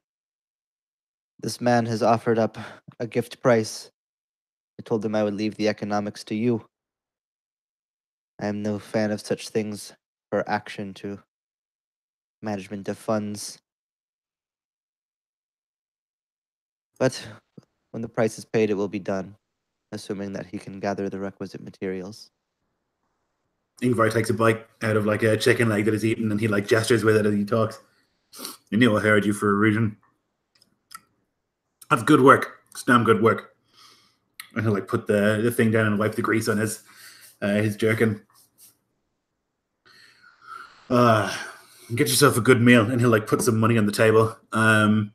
And he'll look at Anthrymir. You too. Even though he assumes Anthrymir did nothing, as he always kind of does. His job is to stand there and look menacing. And then he'll like knock on the table and stand and walk over to Skull. My thanks for sending your rune man with my son and that. A fine gesture, Blackhand. My thanks. It struck me as unfair, he'll say as he sits down. Yeah, his son is Fucking blameless. skags. And he'll take his the braid out of his belt and place the amber greased head of the skag there with him, like she's some like balefully regarded drinking companion. My old Jarl, like a father to me, near killed by a skag. They'll do that, or they'll try, and he'll like clink the bottom of his ale horn towards her before drinking. Rake, my Galder makes mention of a gift price. I would see your son healed, if possible. But But you understand that nothing is free in this world. Of course. No man alive who'll say I have debt owing. Well, I'm heading to Helagaskar. I want to claim it. And I'm going with Stigorm. I would have you be the third crew.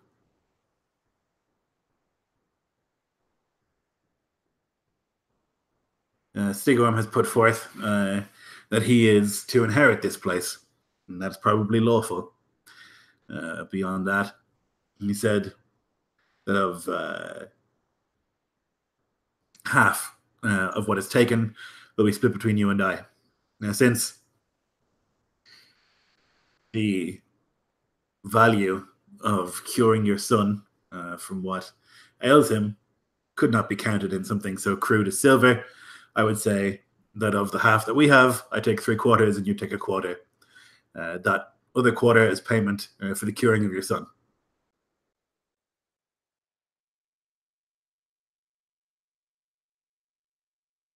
He shakes for a moment, making too hastily a decision that others might take a night or two, or conversing with others before achieving.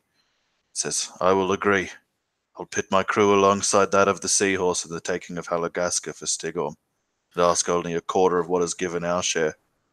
In exchange, you'll set your Galdman to cure my boy. And he says that like it's the like on paper that's a statement, but the inflection of his voice is like questioningly. I will set him to this task.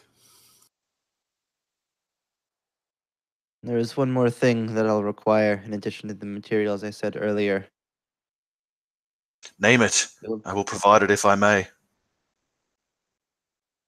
It is not so easily provided as the others, but perhaps someone here might know. In order to remove the curse, I will need a blade that bears its own curse. I can make the blade itself on my own, but I cannot lay a curse.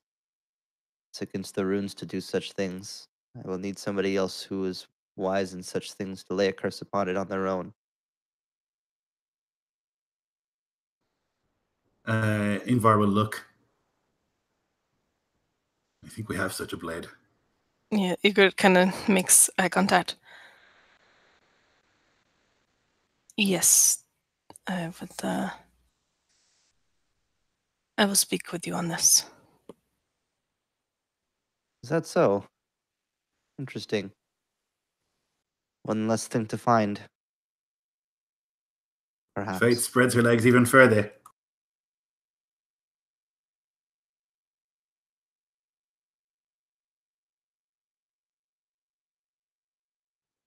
What do you think of Stigorm, Skull?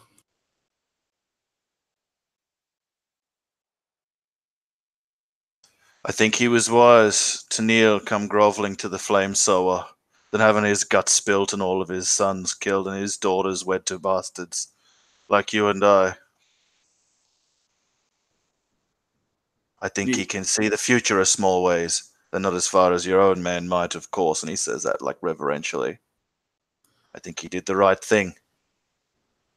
And I wonder if his ambition might be, unlike most of us, sated with the thing he says he wants. Not one of us, though, is he? And he knelt to some foreign lord and betrayed his people.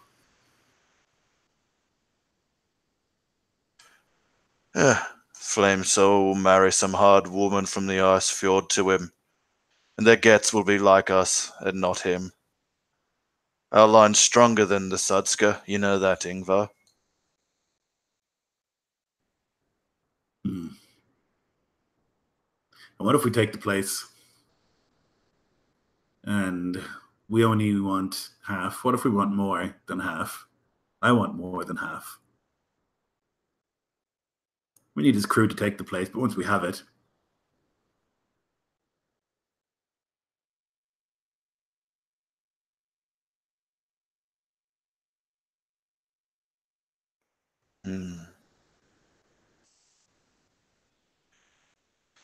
I cannot say you are wrong, Yngvar, in what I think you mean.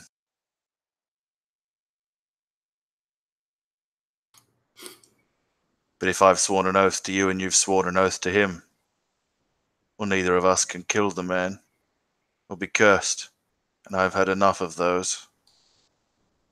My oath is pretty specific. It says that we will take the place together and that we will give or take half of what he offers.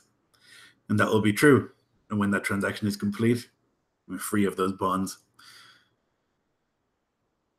And thereafter, It will take men to sore mistrust of you and I. he's not one of us. They already mistrust me. For good reason, he asks. Perhaps. I'll wager for a certain. Though I'll not waste my time with the hazarding of a guess. You might have the right of it, Yngvar.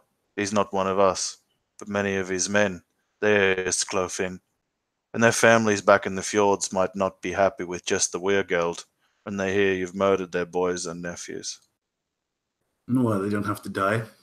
Only he does, I suppose. And those men, they can join us. Your crew, my crew. What And I if want this is to be the thing, then I would want half, not the quarter. Yeah, if we agree on this, I'll take Heligothgar, and you'll have half. Straight down the middle of the whole thing. Not half of a quarter.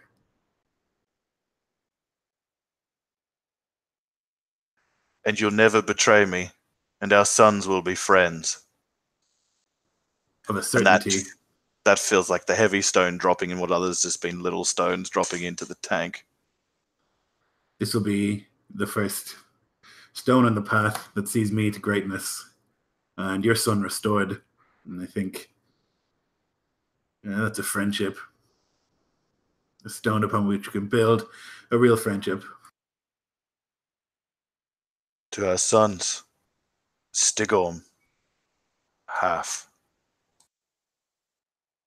Yngvar will nod and drink. We'll take a smoke, drink, and toilet break. 5 minutes or so, and we'll be back to cast further runes. Glory. Great. Excellent. I'll be back. Back in a few.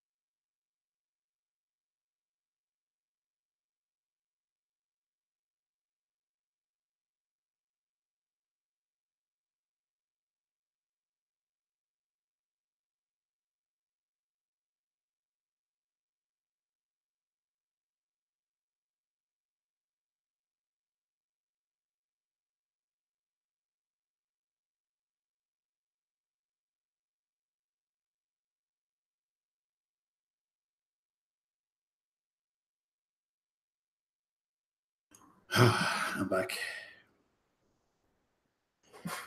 This feels particularly devious.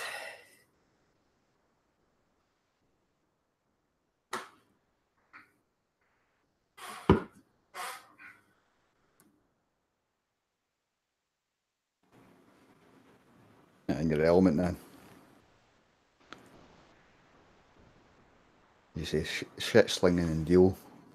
Yeah, my fave. Yep. So much shit slinging. You're so happy. I can Different, just yeah. It's different to Megorian shit slinging though, because you have to, in some ways, stick to your word. Or you have to be really careful in how you give your word. Like you can't really outright lie to people.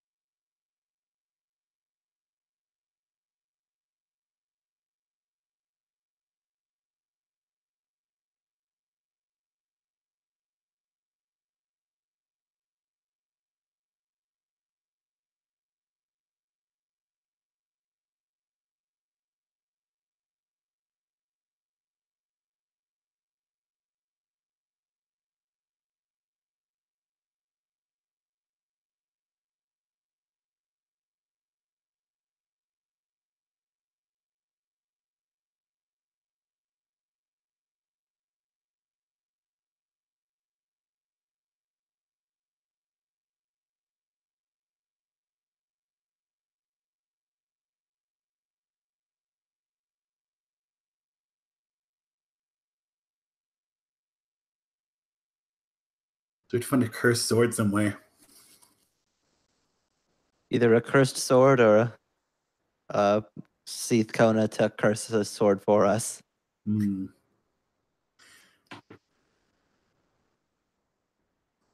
I can make a sword with the right materials, but I cannot make it cursed. Yeah. I don't know if we know any Seath Kona.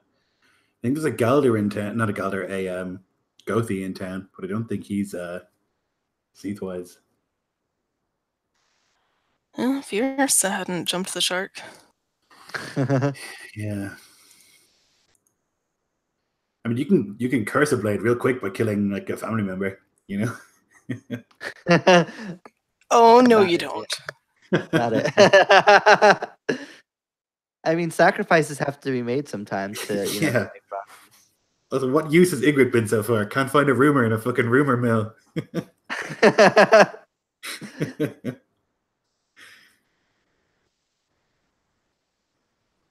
Meh.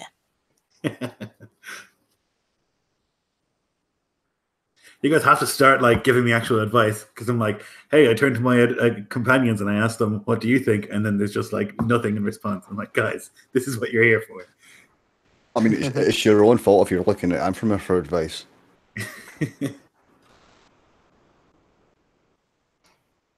Egret is only snark. There is never any advice. I don't know what you expect. That's what you hired me for, to be the advice guy. Yeah. You got one guy that shrugs, someone that's snarky, and then someone who's actually going to answer you. So you're fine.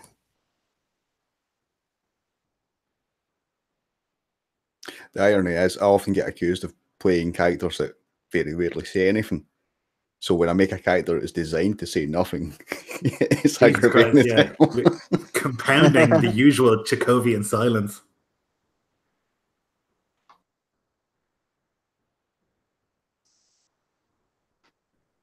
It's like, if you guys don't stop me, I will literally make every decision and I will just talk for the entire session. So you have to chip in because I will literally not stop talking. I mean, I've had cookie dough already and hot chocolate. I could get some popcorn. I'm good. Because me and Nico would like legitimately spend 6 hours shit slinging back and forth. But like, I don't know, because if that's the case, like, it should just be me and him, because you got to get your word in somewhere. Shrug. Fucking bastard.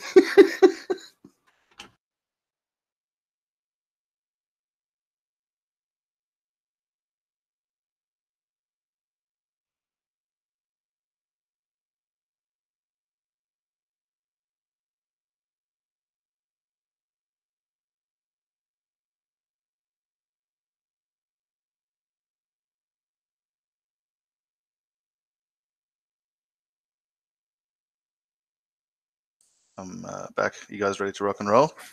Yes, sir. Let's do it.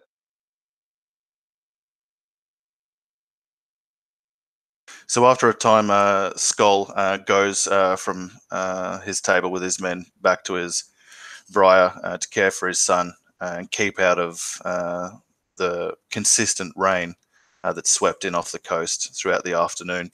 Many have sought shelter and warmth and dryness in the ale sink, and the place is becoming crowded, nearly uncomfortably so, and has that like heavy, muggy thickness of too many bodies in the one place, shouting over the top of each other and knocking each other's drinks.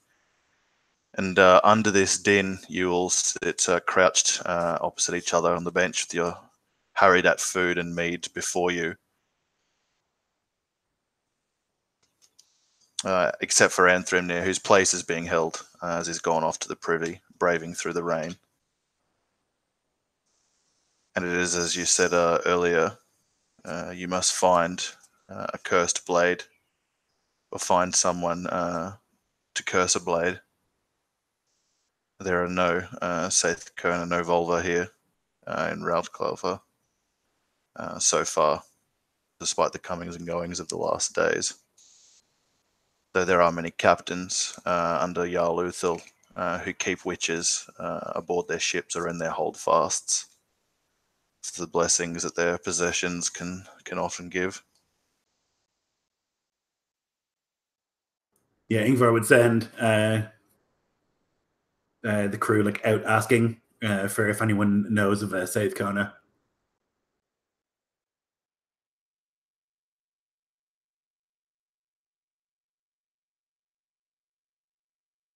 After a while, Folky Two Teeth, who would honestly say that he had to provide some bits of a hack to a couple of the people around town to find the information, nudging it, like looking for compensation in his like grimy, weaselly way. But it's usually worth it in this case. Also, he says that he has found people down the way who have spoken of witches in the area, and many of them spoke of witches in the Myrkin Shoals. The old watchtower crumbled there, and gives like a varied description of a place you suspect to be the Fane of Ran you ransacked and killed the occupants of. Most of the people that he has anything from have spoken of that there were an older couple down by the docks, uprooted from their place in Raudrcliffr, and now like begging their way around the dock area where it's busiest, who spoke of the witch or witch doctor called the Tangol, who has always existed at Dalderstein at the Deadstones. There's always been like a keeper there, wise in the cunning ways. though it's a dangerous path to tread to seek out a dangerous person. Other than that, neither of like the Then's holdfasts here on Braggy's spear would have a Saith Kona or Vulva at their hall. You would suspect, you would probably bet on. Knut the wagerer certainly would. So none of the crews would have like a Saith Kona with them.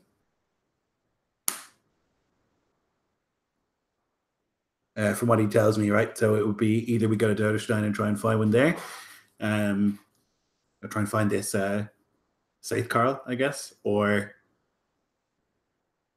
yeah, because those, I mean, we've definitely killed those witches at the Fane.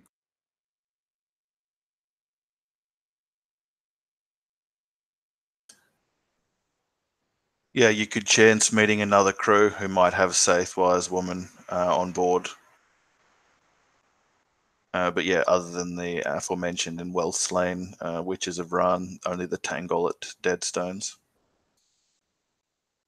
Okay, so I'll pay Folky the money, and then I'll like hand some money to Ygritte to go and find like to each crew basically, and like ask them if they know of a Saith Kona on their crew that we could speak to briefly and pay for services of.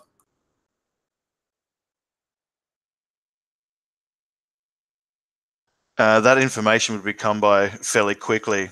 One of the men would walk back to you, a smile on his face.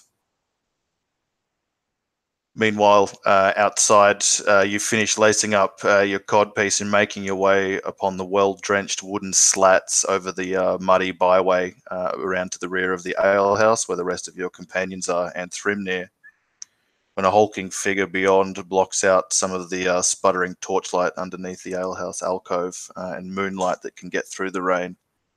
He like steps there, forcing the floorboards to creak, grumbles, and lets fly like a spit through the rain.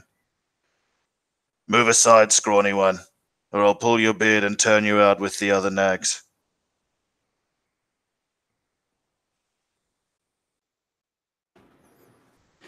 He'll ignore the man while he finishes adjusting his nether regions before slowly looking him up.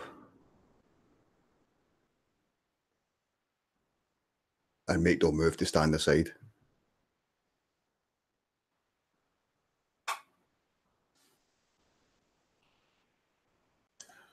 Move aside. I am heavy with shit. I have no time to listen to yours. And he'll like step forward and reach a hand out to try and push you aside.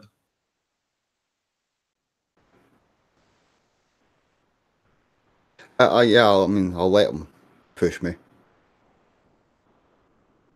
Grumbling to himself and beginning to fumble, he'll walk forward towards the privy upon the wooden path. You stand in the muck and mud and rain. And I'll stand there and wait for his return. Lord, over there, thumbs one of the men. Maga's sons. They say their mother, the she-captain, that she keeps a witch on board. He leans in and puts his hand up over his mouth and says, they didn't say this, but, well, I've heard, in the brothels and such, that that's what she uses to give her daughters to Ran. That's why she still has her beauty, and that's why she's so fertile, and that's why her ship has never been called down to Ran's hall, Lord. And he, like, moves back slowly from the leaned-in whisper with, like, a very, yup. Yeah, that sounds correct. Yngvar will think to himself, ever thus are like the workings of the Saith Kona and the witches. He knows the hypocrisy of like having been with Yrsa, but still having like a distaste for them. But nonetheless, he'll nod to the man. All right, then. I suppose we go speak with Maga.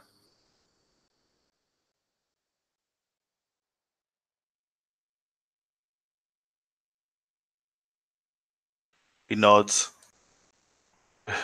If they've a witch, Lord, we should take the Rune Man, in case she tries to curse us, he says, like as if you hadn't already thought of that. He'll nod. There are many who pretend to be witches also. Wise women, but lacking in magic. He'll know the truth of it. You'll stay here and make sure there's no trouble among the crew. No one's to get in any fucking fights.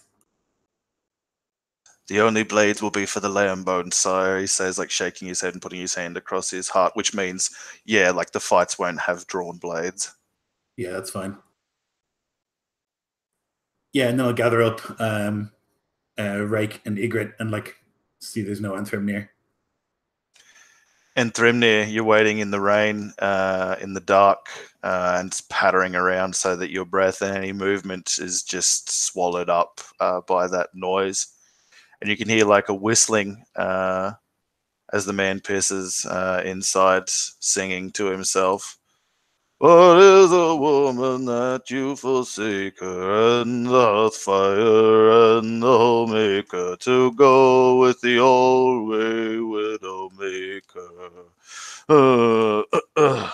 And then like he hocks a phlegm and spits, and you can hear like the dunk, dunk of his heavy booted footfalls on the sodden wooden slats as he exits the privy and begins to walk back towards the alehouse, where you can hear like some hubbub beyond where the lights shoot through the slats of that place.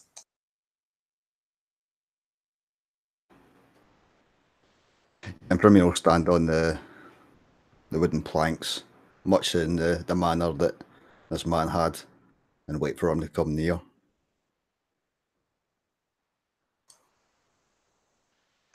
She has no house to lay a guest in, but one chill bed for all to rest in, that the pale suns and stray bugs nest in. You again. Have you come back stupid, scrawny one?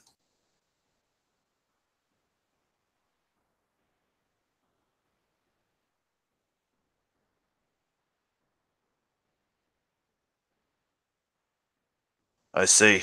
A mute and a fool. Best you step aside into the muck again, and let me pass. I've no patience here, and mead needs drinking with it, mead that needs drinking within. Takes steps forward again in the same manner as he did before. Yeah, as soon as he's about to kind of reach out and push me out the way, I'm going to take that opportunity while he's left his torso exposed to ram my shoulder into his sternum.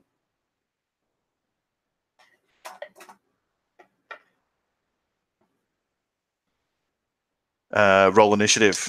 He will roll with disadvantage because he is poisoned from the god poems.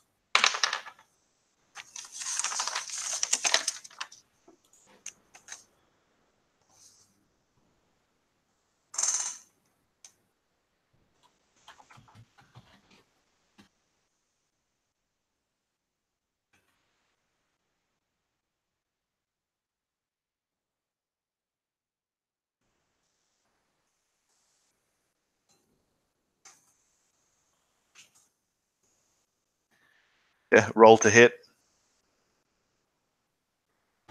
Instead of rolling to, sorry.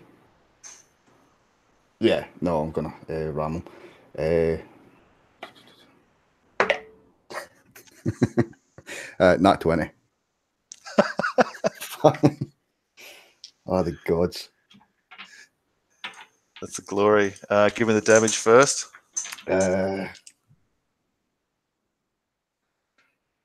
What is he unarmored again? Unarmed, rather. Strength, I believe, or D4 plus strength. I'm not sure. Lloyd or Jeff? Strength modifier. Just strength modifier. Yeah, Okay. so I'll say strength modifier doubled for the crit. That'll be 6 then. 6 bludgeoning. I'll just wait for the crit chart to load here. This is in combat. D10, please.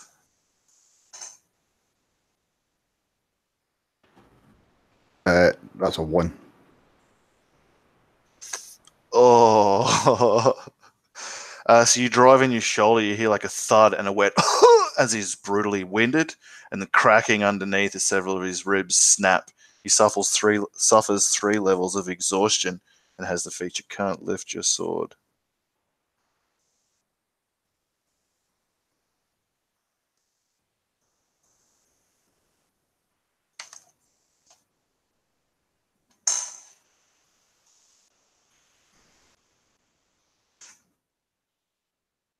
Just checking out that condition now. So he has poisoned already, which is disadvantage on his attacks.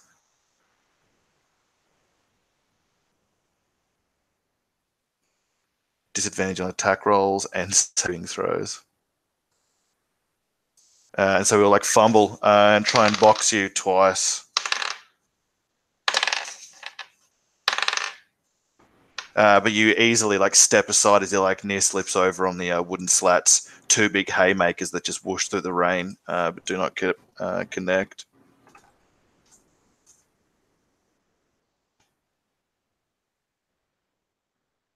And he coughs as he like stumbles like sidelong past you, and then turns to round on you, and it's your turn. Yeah, as he's turning, and with a foot hooked behind his, almost in a tackle, Anvermeer's going to ram into him again. He's looking to grapple him down to the ground. DC 9. 21. Yeah, he like tries to wrap his arms over the top of you, but you go in low, and one of his knees buckles in an unholy angle, and he like topples into the slats with a loud thunk, and you wrangle over the top of him. He's grappled.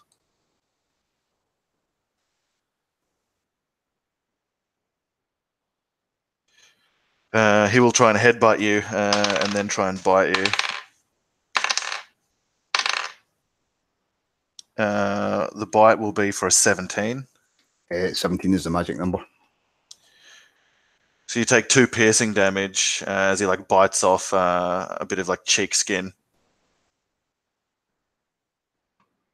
Grimacing as you bear down on him, and it's your turn. I'm just going to keep the grapple, except push his face into the dirt, into the mud. Oh, that will be opposed athletics. He has disadvantage. It's 21 again for 16. myself. So he like tries to like grapple your hands as you push them down on the back of his head with his own, and they like scratch against the skin and pinch there, but you cannot make you relinquish your grip as you like force him down into the mud, and he begins to suck in the earth as he gulps for air. Can I just check something with Lloyd here? This close to the bear, does that only work if you're raging, essentially?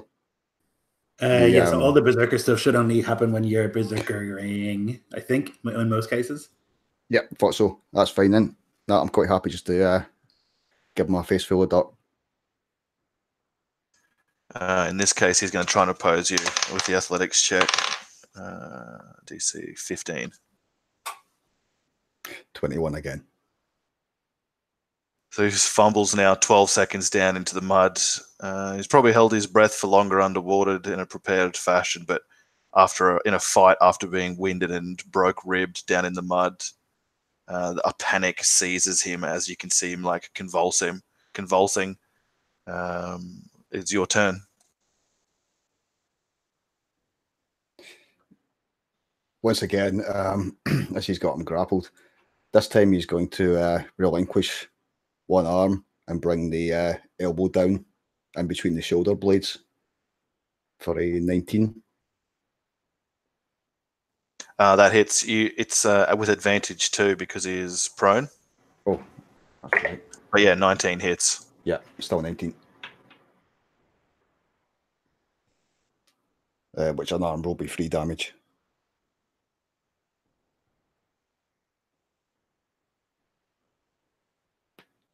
Roll a d4 checks. He'll take that damage as he like chokes on the mud for each turn that he cannot break that grappled prone in the mud. 4. Okay, he's going to scratch at your fingers, like trying to drive his like crooked nails into the skin there, and like just try and do anything to make you let go. There's disadvantage. It's going to be 19 DC. Just beat it by 1, not nat 20. So d4. 1 that time.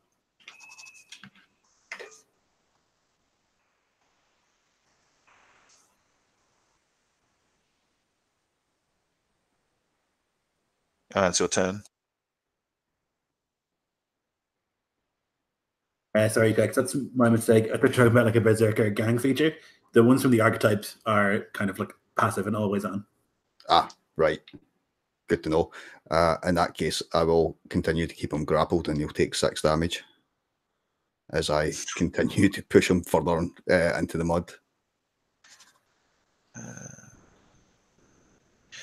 He's bloodied and his legs are like jerking out now as he like seized by fear and panic. He's going to stop trying to get you to relinquish the hold and reach down for his eating knife, pull it free, and then like stab it over his shoulder, aiming for your like neck collarbone region, or where he thinks that might be, face down in the mud.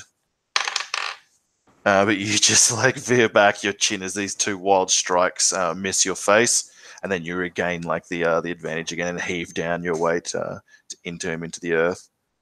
It's your turn.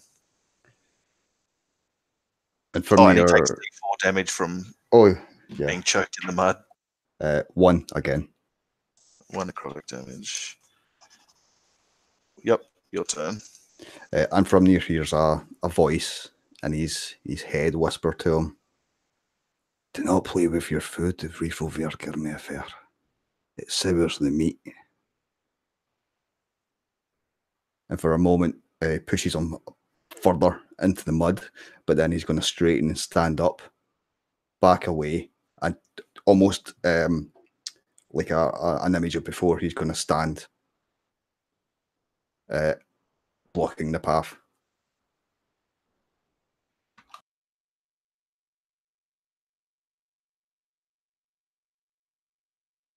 So relinquishing your grapple and stepping back? Yep. And dog that he is will try and swipe out with his reaction. 15 to hit. Miss. But it's wild, and he's choking on mud and blinded by it, and you can easily avoid it. As he like croaks like a broke throated, like it's just like drowned up by the rain that hid you in ambush. And you hear someone joking and singing inside the alehouse beyond. He will step up, fumbling around with one hand in like a wild random direction while wiping at his eyes with his other hand, relieving himself of the mud there, blinking, seeing you blocking the path, turning behind him to see the privy, and beyond that like a sheer slide down the mud of escape, and then back to you. And he takes a few steps back, knife before you, take the dodge action. More than happy to let him do so. I will stand here until he attempts to pass. He has 2 ways to go. Back towards the privy or through me. It's his choice.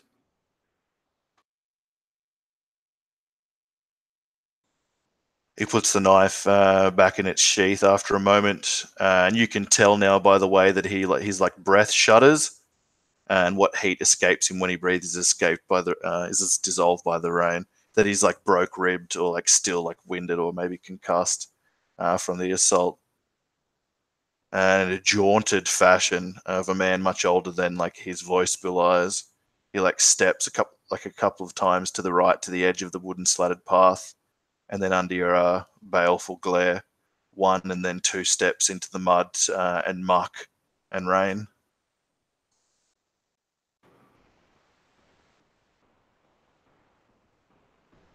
And from your nods at that, makes almost take 1 step forward, and then suddenly turns and heads back towards the mead hall. Blackhand, you wonder where and Thrymnir is, and he walks in out of the rain and back, whether you and your companions have stood up with like the ring and sound of mail and like scraping benches to your feet, intending to leave this place. I'll just like gesture my head, like jut my chin out towards the door, towards Thrymnir, and say, "Did you fall?"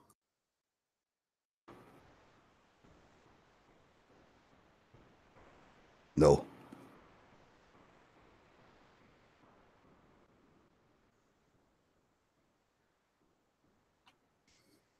He doesn't want to know, I don't think, because if he does know, then he has to do something about it. And so, yeah, fighting among crews is like no good, particularly not for Yngvar, who's trying to like make peace with everybody all the time.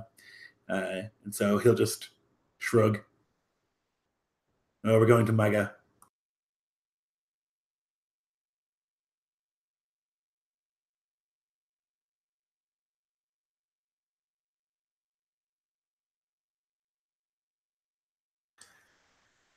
So do you intend to go down to her ship?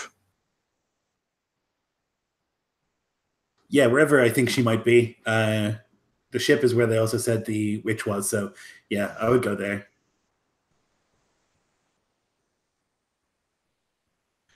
You can make your way down to the docks past your own, where your own crew lazing about on it will like come to quick attention and look busy under your random inspection. And once you're sufficiently instilled them with a bit more duty, you can go on to where the brood Bjarni, the brood bear, lays anchored there. And there's a skeleton crew there.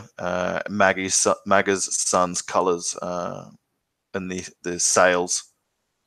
A few of the men will like move forward to take your weapons before you're led on board with whomever you choose. They would be gruff and curt, but still give their courtesies, venting that it's inconvenient to be out in the rain for this unexpected visit. But after you hand thing over and after a thorough inspection, they'll walk with you on board and down under the canvas and like shuttered sides that have been thrown up for the captain. Well, Jarl, since you're on a ship, but captain, same as you. It's quite fine in here. Furs have been thrown up and down, and the crates of supplies and food. Service furniture for the few guards, sons, and Skag sitting alongside Maga, a woman of age approaching Ulvags, though it didn't. So but it appears that age was kinder to her than other women of that vintage, and she has a lethality about her even as she lounges without weapon or armor. There are many beady-eyed sons who look in one way or another like their mother. Come to more of attention as you move in under the covers, out of the rain, where several of your warriors stand, but for the favoured few of your escort. I appreciate you taking the time to see us. It is my duty to see a neighbour out of the rain on a night like this. Come in, Captain. Yeah, I'll do so. Othring, get the men food and drink, a place to sit for your betters. Of course, mother, he says, well trained. And there's some slight activity. There's food and drink brought to you, and a thrall stokes the brazier that sits in the center of where the furs have been thrown down under the canvas. You can see shields of all sorts lining up over the gunwales, girding in the meeting place. And the sail above like flutters where it's rolled. I won't waste your time with pissing in your ear or pouring honey in it. Neither of us time for that sort of business. And I'm here to acquire the services of your Saith Kona.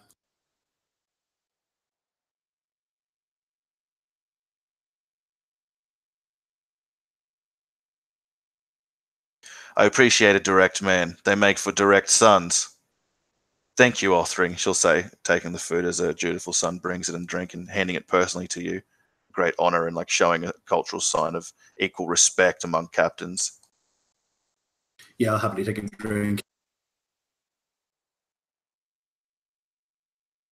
I'm willing to pay for the privilege, but we need, and it might sound strange, we need your Saith Kona to curse a blade. To what end? Says the younger woman next to her. The one with raven hair and eyes that you didn't want to look in and maybe still don't. Yeah, I probably do more than I want to.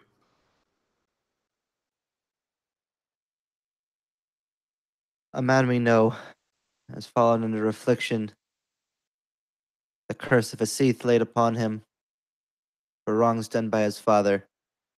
An unjust curse for a man who's done no wrong himself, lives to suffer now because of it. I seek to undo that curse, but in order to do so, I require a cursed blade of my own. I am unable to do such things, though the rest of it I may accomplish.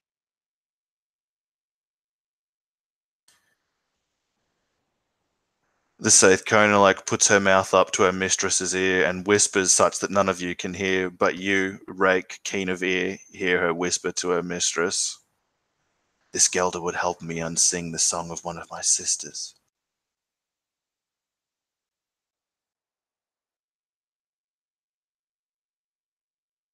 And for the service of my honored servant, Blackhand, how would you recompense me? Silver?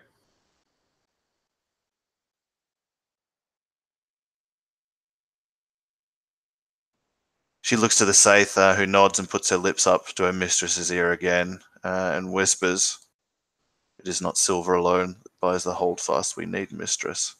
You must think of your sons."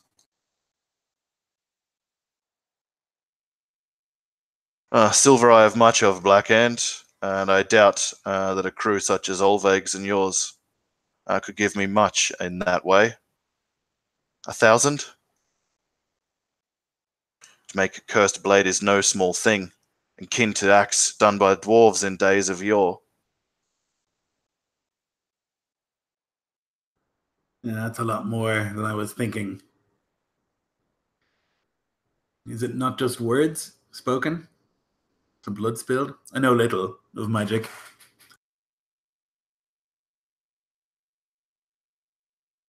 I would waive a fee if you were to help me to How my so? ends of a mother's duty to ensure the safety and prosperity of my sons' futures. And you look around and you can see all of these sons that will hack each other to ribbons the day that this powerful matron dies. They just look like a bunch of wolves nearly at adulthood stalking around a mother that they don't really need anymore, but fear out of some chemical constraint born by years of her dominion. What would you have me help you with? A place for my brood to settle. Manavik is fine enough. Helagaska. I would take Holmlond, though all know well that Isbjorn has claimed it as his own. Claiming is not taking, my grandmother always said. Yngvar thinks about fucking oaths and how they just ruin you. Tied himself in knots already. There's not enough land to go around, Maga. So you see my predicament, Blackhand. I do. Perhaps I can offer an alternate arrangement, if you may. And I'll kind of look towards Ingmar, the captain, for permission. He'll nod. I am trained in many other things beyond just the runes, smithing of weapons, even the removal of disease myself, though not curses. If any equipment of yours needs tending to, any afflicted men who wish to be healed, anything that my runes can provide, a spell for a spell, perhaps.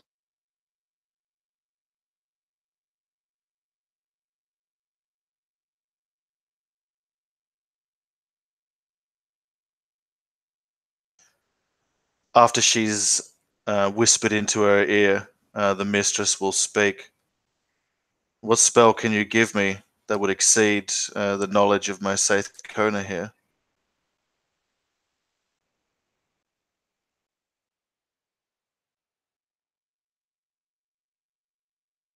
That I might want, what could you offer?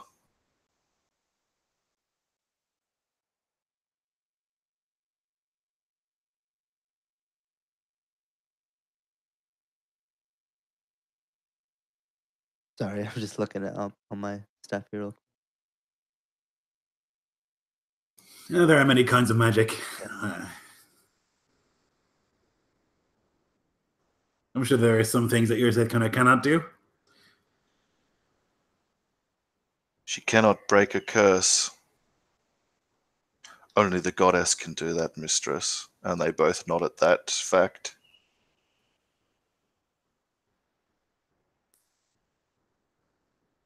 Yes, the breaking of curses is left to others. People with knowledge of such things. I'm sure you know, as I require this blade to remove such a curse, that things are not beyond my knowledge.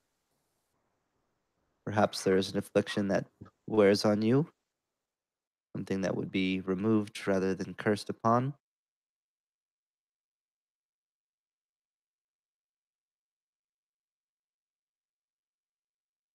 Unlike others birthed at these docks, I can say I am not cursed, and mean it, she says. So in lieu of this, I must ask for assistance in the getting of a holdfast for my sons, or the 1,000 hack silver.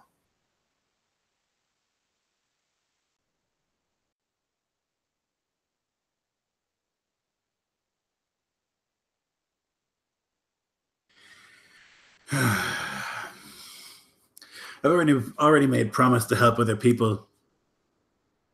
And the taking of Manavik. Who might that be? A friend that I've She made. gives a wolf smile. It would be rude, if not even oath-breaking, to then promise the same to you.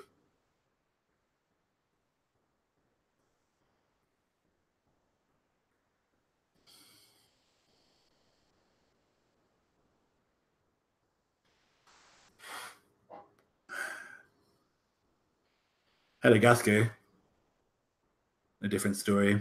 Many, many men vie for that. But there is Boer. It is ruined, yes, but it lies empty. And Homeland, like you say, Isbjorn has his eyes on that. But only his eyes.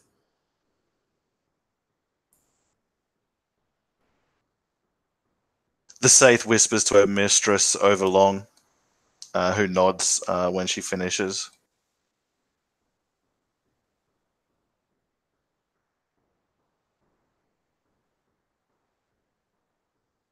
More than that, there are ruins of a village on the tip of the spear. We sailed past them not long ago.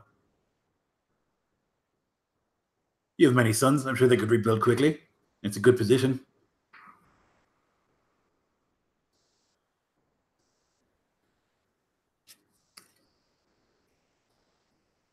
I would pledge to help you rebuild it.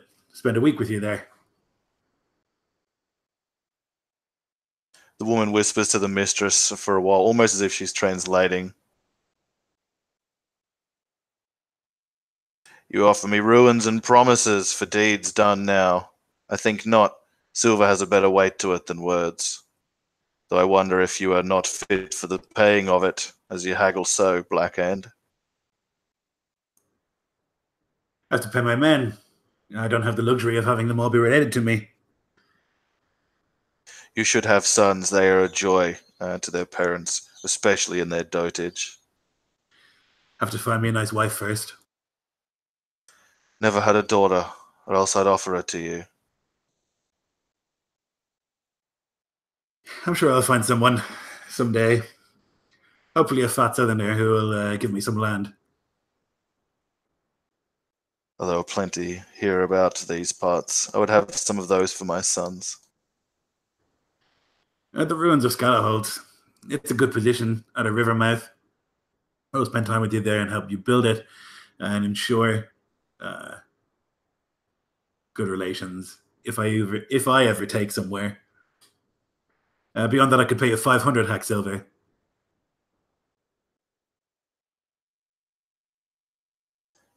a promise of friendship to me and whatever son should succeed me.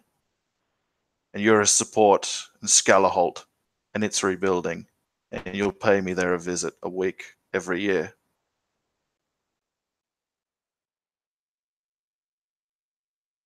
He chews on that for a second, trying to think through like the other promises that he's made and if this like contradicts any of them. And the woman next to her whispers into her ear, and then the mistress says, "And the 500." He thinks he's in the clear. You might need to keep a Google document of oaths, my lord. Yeah. So I've promised to... Well, Helgaskar is the big one. Beyond that, like with Manavik, I said I would probably help that Freya's favored, though there was no like oath given there or anything like that.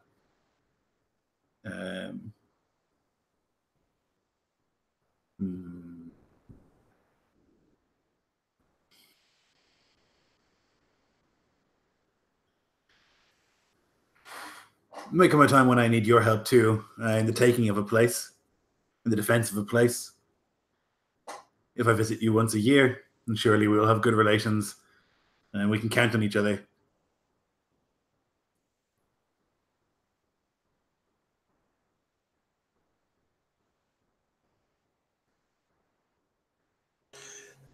Then keep your 500 silver. I'll take the ruins of Boer as you offered them, and Scalaholt, and this promise of friendship. And for my part, lend my wisdom, wealthy Saith Kona, to your Galder man where he's lacking.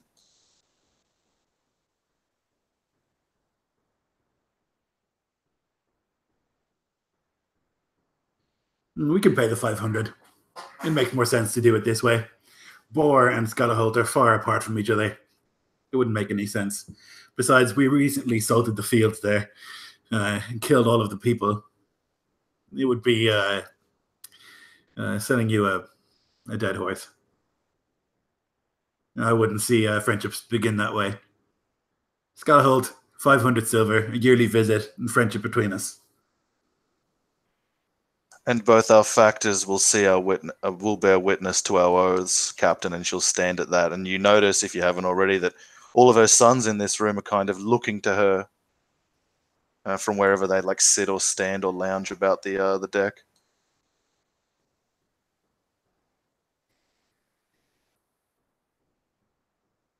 And as Captain watches Captain and speaks the oaths on the deal just struck while the rain patters down outside, the Saith and the Galder eye each other and then bear witness to the oaths.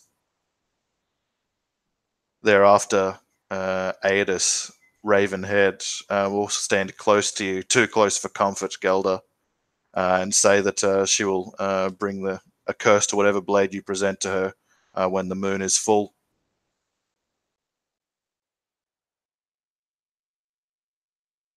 I have a sword taken from a man I killed in Boer, so I'll present that as the blade. Yeah, Rake would gladly accept it. Would give a nod towards you, and would take the blade and present it then to the Saith Kona in return. This is the blade that shall bear the mark. In 3 days, when the moon is heavy, I'll curse this steel, and you must come and claim it. Only you.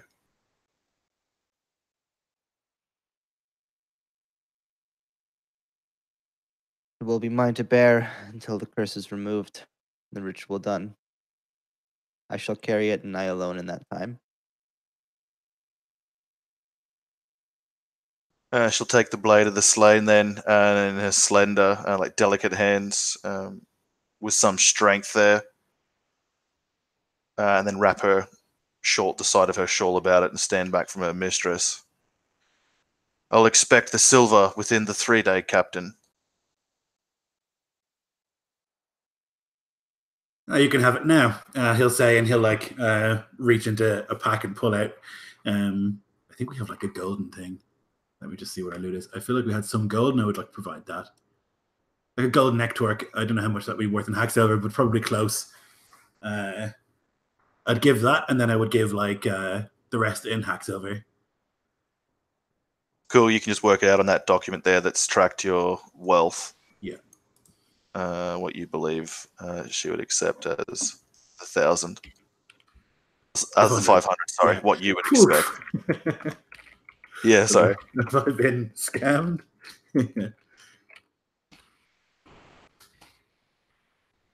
Okay.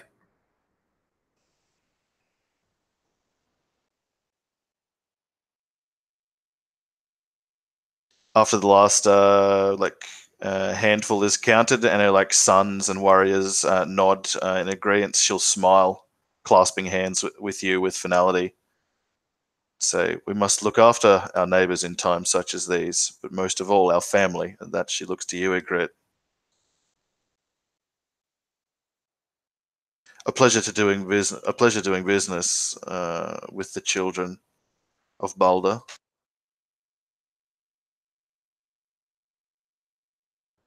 And with the mother of the many sons.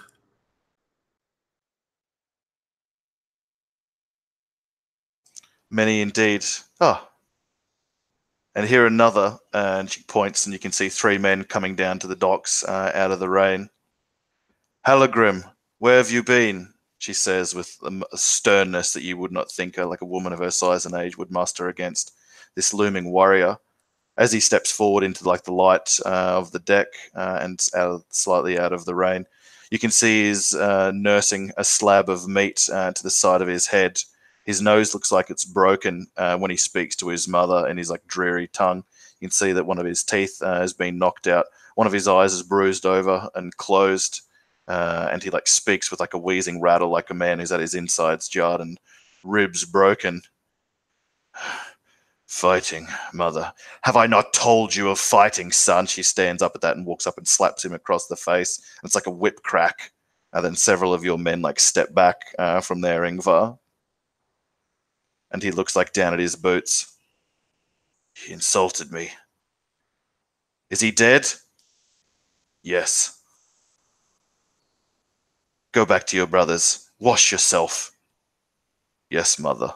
And he'll like passed her back into his brothers. And he doesn't even notice you and Thrimnir as you fall in with your captain and move back out into the rain in the late evening at Raudrcliffr. Once we're out of the ship and away from the crew that was there, Rake will lean back in towards the captain. The witch will curse the blade in 3 days' time. The ritual must be done when the moon is at its darkest. Will be a fortnight from the day of the curse. Okay. And we will have time. He's like calculating in his head to take Helgaskr before. How long does it take to sail from here to Helgaskr? In good weather, one of those hexes on that map I gave you represents 1 day of passage at sea. Oh, shit. Okay. So, 1, 2, 3. So it would take weeks to sail there. 17, 18, 19 days at safe travel, and that'll be going through the Myrkin Shoals too. Holy moly, that's way further than I thought it was. Okay. So then we wouldn't even get there. So I guess what we need to do is wait here for the 3 days, get the blade, then sail to Helgaskr, take it, and then after we've taken it, potentially do the curse. Or even before, because it'll take us so long to get there. Assuming that there's no esoteric curse rule that would stop, we could probably do the ritual on the ship, because it wouldn't happen. Because I googled it just to check, and it's usually 2 weeks for full moon to new moon. Okay. So it would be like during the journey that we would be able to actually do it. You said we had a fortnight of food, Nico, so we need to buy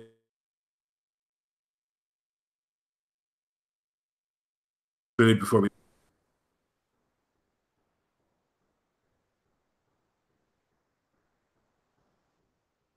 Oh, you cut out there for me, Lloyd. You'd have to buy Oh. food, is all I heard. Yeah, we'd have to buy food, right? Because it's we have a fortnight worth of food, but we will be sailing there for 19 days. So we need to buy more food. So we need to go speak with Carol, Coin Crow.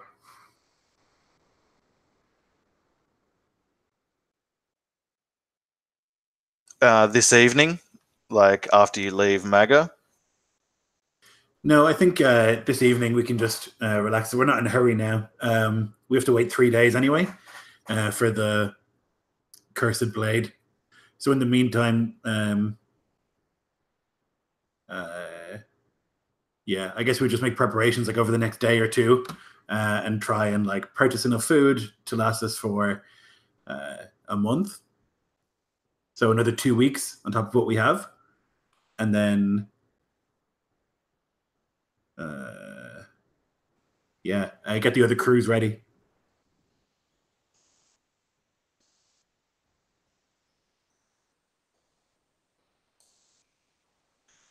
So the next day, as the weather clears a little, you can go down to where Coin Crow and his ship is on the docks, and he's doing a roaring trade now that those who were staved off yesterday by the inclemency now can trade. And seeing you approach, he'll smile and leave his current customer to one of the gold-haired Sealanders with him and walk up to you. Oh, Blackhand, my friend, Donar blesses me. How can I help you? How far is the harp? Good, I hope. The music is lovely, though no one with coin to pay for its craft has come across my path yet. But do not worry, they will. Excellent. I need to How's buy. the coin? Sweet, as always. He nods, smiling. It speaks to me, you know. I wonder if you too might hear it, son. It says to me simple things. I am wealth. I am food. I am men. Nothing exciting. Well, have no men to offer, but food aplenty. That's what I would need. say to you, good captain? Wheat, flour, chicken, with salt, goat meat, and mutton, pork, beef. We need food for traveling. We'll be heading out soon. And so we need things that will hold. Salted pork, salted fish, things like this. Biscuits. And like working out the details, how many pounds of food would you want? So we have 600. Yeah, we consume 60 a day, as you said, right? 42 a day. Wait, okay. So we have 600 at the moment.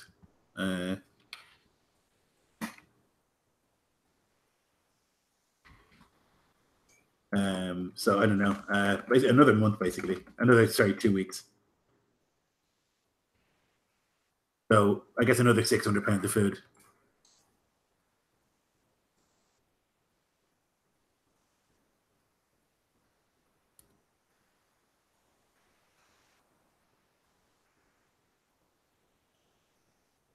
Something like that. So having that in a sorted wheat, bread, chicken, Yeah. and fish.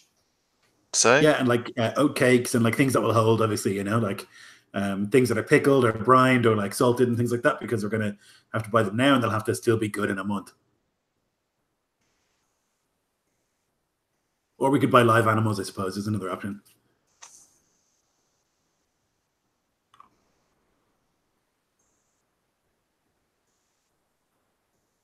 I guess whichever is cheaper. Okay, so of those assorted things I mentioned, he will say, I'll provide you with X amount pounds of chicken, fish, bread, other sundries that will like hold the voyage for the month you speak of. And his price is 400 hack silver.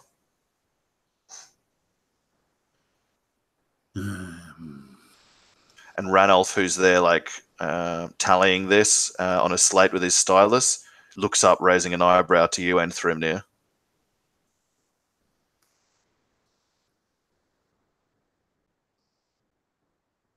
but then just looks back down to his pad in the face of two captains at haggle.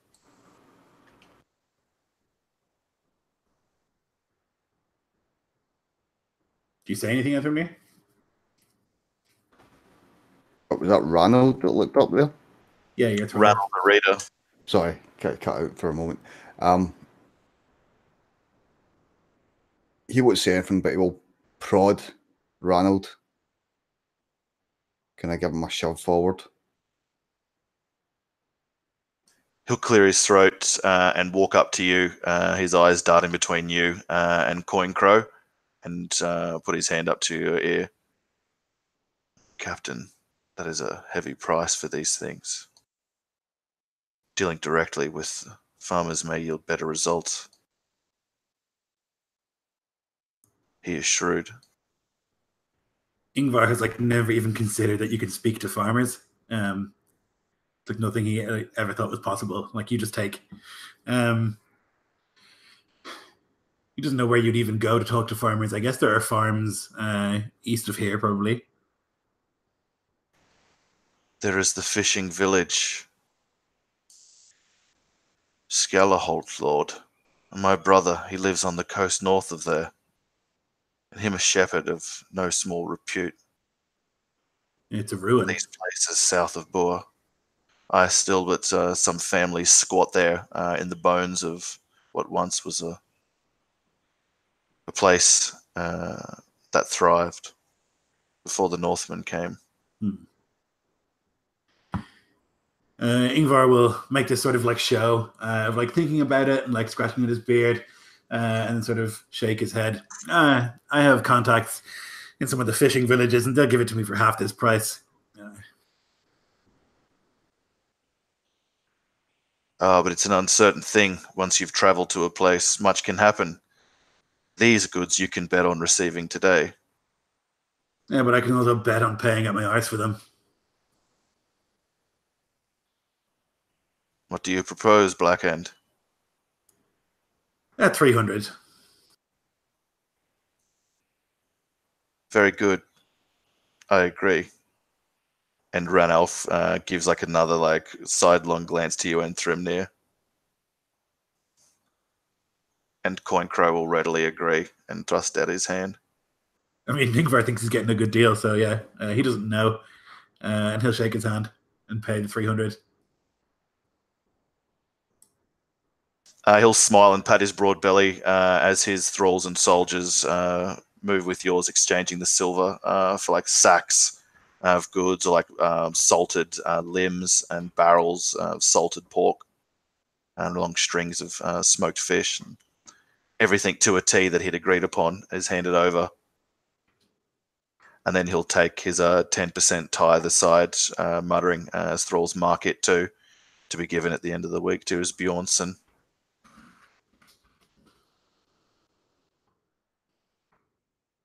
Okay. Yep. Okay, that's fine. So we have 28 days worth of food, roughly.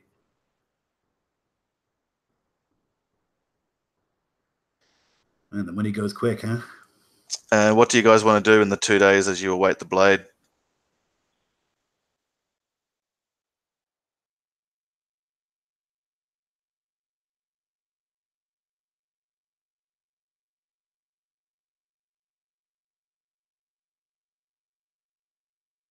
Will the men piss away their axe? Also, you go. I was just gonna say, Rake at some point in the downtime would probably get together with Yngvar to see to like try to get a stock of like their equipment and supply as far as the armory is concerned, and those sorts of goods. Again, being much more familiar with metal than he is with the trading of food. Basically would offer to like comb through all their equipment to make sure that it's cleaned and battle ready as best as it can. I have a feature from my background that basically I'm able to maintain equipment using my own stuff. We don't have to like pay or find anybody for it. So I'd offer to go over everything to make sure that it was up to standard, and if there was anything specific that needed to be made or altered or sized or anything like that, he would offer to do so. We found this hammer head, and he'll like fish around on the ship, maybe like in the under the cover where his like quarters would be. He'll, like fish around in there and like pull it out. This like fine sort of hammer head that's like carved with various images, and like hand it to you. I think if you put a handle on it, might be good. He sort of shrugs. We don't have a lot in terms of weapons and things for our men. Maybe it would be worth investing. Oh, we do have, and he like reaches back in and pulls out like this like wand, which I think is the and the tibicen. So these two weird things that he doesn't know what they're for. We'll hand them to you.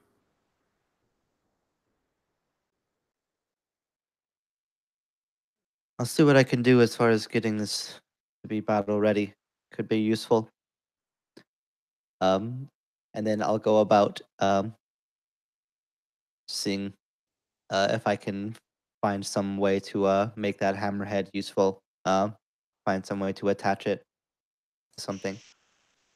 Yeah, you'd have to select from like the market like an ash pole, such for like a Dane axe or a heavy spear. For the knitting pole, which Skull said he'd cover the cost of, but I figure a Galder would want to pick the specific one to be just perfect for the ritual. So maybe at the same time as you pick that, you could maybe like a fine hard-wooded handle or haft for the hammerhead. You could find and buy the components or trade for the components to craft that for yourself. Yeah, I think that makes sense. While I'm helping to gather the materials, I figure I can gather some extras. Yes, certainly. And with time to kill, you could put your waiting time to the crafting of that warhammer. It's a fine, well-balanced hammerhead that has the symbol of Odin carved into the side of it. And as you like work the thing to its completion, you would know it is the Sjohestur. It is a Sjohestur warhammer, +1 warhammer with +1 spell saves when wielded. So you get a +1 to spell saves while you wield it. It's versatile, one-handed, two-handed warhammer. Can I get a Saithwise check from you for the Tibicen? Yes, sir.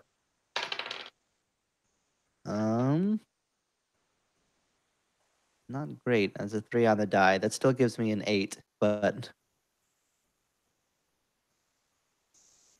yeah, you're not sure. Certainly, it would play music like a flute. It's made out of bone. There's something about it, but you're not sure. You've not heard the tale of whatever this thing is yet, even if it is worth something. But the craftsmanship is fine, even if a little macabre. And as for the birch wand that's graven with sigils of trees, can I get a Saithwise on that? sir. That's much better. 21. It's a birch wand commonly worn by the white witches or white women of Zealand, Carol Coincrow's home realm. It's their Saith Konas and this like a focus for their weird magic, but not so weird as to not be related to your own gods. They call to them, but by a different name and in different ways. They're a part, but also a part of Isclofin culture. And so it could be used as a focus by similarly crafted folk. Yeah, with that, Rake would return to Yngvar. I'm unable to determine what this is, and I'll kind of hand the Tibicen back. This wand is used by Seath Kona. Will provide little use to me, but perhaps either as a bartering tool for one of them at some point, or in the event that one of them ends up with us, could be quite useful. Helps them to focus their magics and their calls to their gods in their own ways.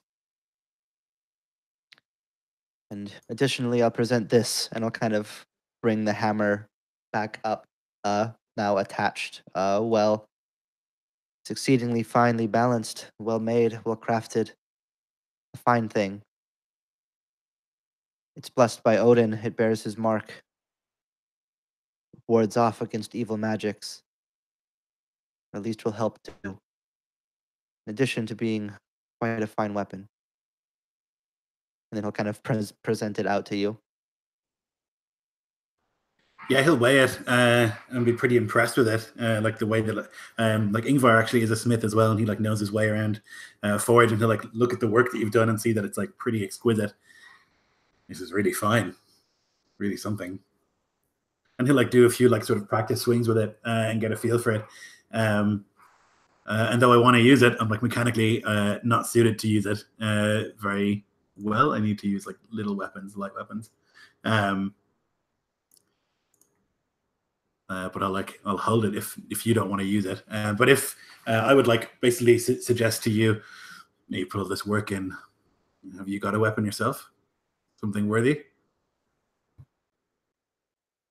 I'll kind of motion down to the Sayaxidus, though, War Sayaxidus side, which is fine in all rights, but nothing extravagant. If it pleases you, I'd be happy to bear it. A symbol of Odin to come aid us in our battles, alongside his runes. He'll nod. You've been very useful to me so far. A gift. I will continue to be useful. You have my word. Good.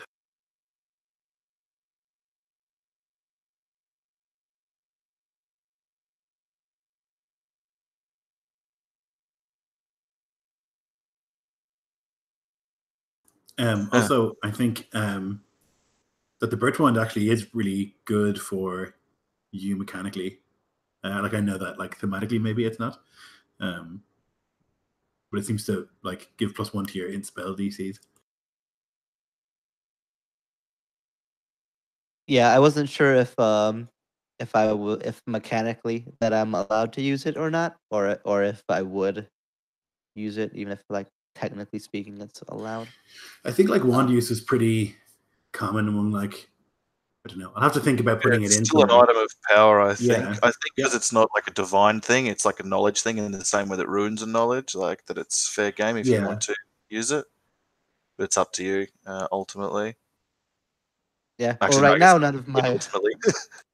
none of my rune spells at the exact moment have DCs, but I'll still take it in the event that I pick up some new ones that do. For Cool. the very least, symbolically, to use its power. It will look cool on a clay shelf, like when you're really old in your Galder hovel, with like other cool trinkets on the shelf. Yeah. Yeah, so he would take the wand as well and say, "You're very generous, quite so early. We'll see they're put to good use." Yngvar would just nod.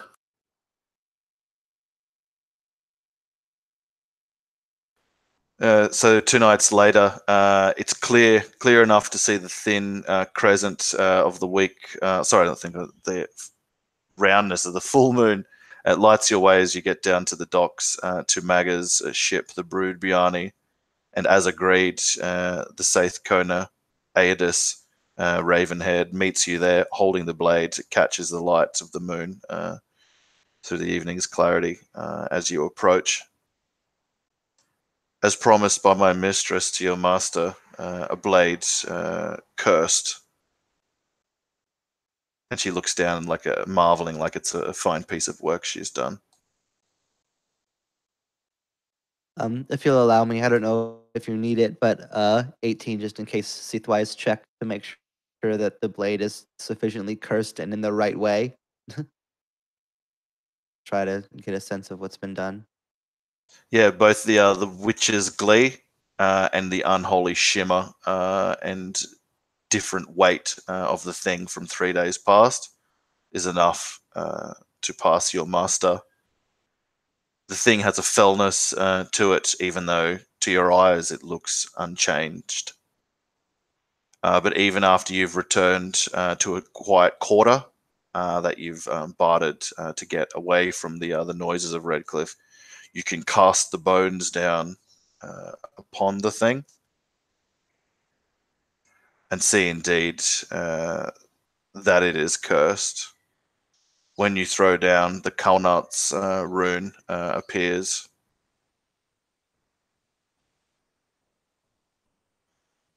Yeah, there would be like a chill that would go over Rake as he can feel the fell power emanating from it, and seeing even the runes turn up, signaling its dark power that it holds now. Would shudder at the thought of having to bear it for a fortnight, but bear it he shall. As you peer over the taut skin where the other runes have laid, you mark the Urut's rune as another of meaning amongst those that have fallen in unfavorable or unrecognizable angles. And the last, Iwaz, or Awaz. But indeed, the thing is cursed, even if you don't know the particular detail of its cursing. Yeah, in his mind, it's probably better that he doesn't know.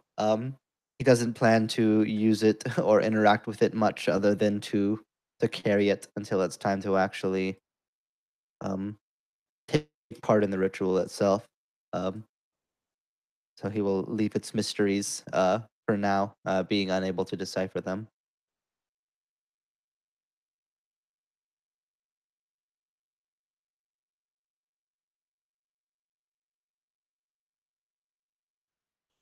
And so the next day at dawn, the Sjohestur, Stigorm's boat, and Skoll the Cursed Isalfa, the Ice Elf, all three depart from Raudrcliffr after their tithes are paid to Isbjornsson, who watches them from his holdfast with his icy glare, long after the sails have disappeared north across the Hjalvarfjorda Bay. You sail through the Myrkin Shoals, and it's on one of those nights that Ranulf, slick still and panting from his exhaustion at the oars, and cursing like the blisters and blood that runs down his rider's hands as he does his share of the rowing, which is inescapable. He comes to find you while the night is clear and Thrymnir. Master, I've cleaned your things and set the oar in its place. Your fare is ready for when you wish to picket it. I've made sure none have taken their place to sleep too close to your own, as you'd instructed.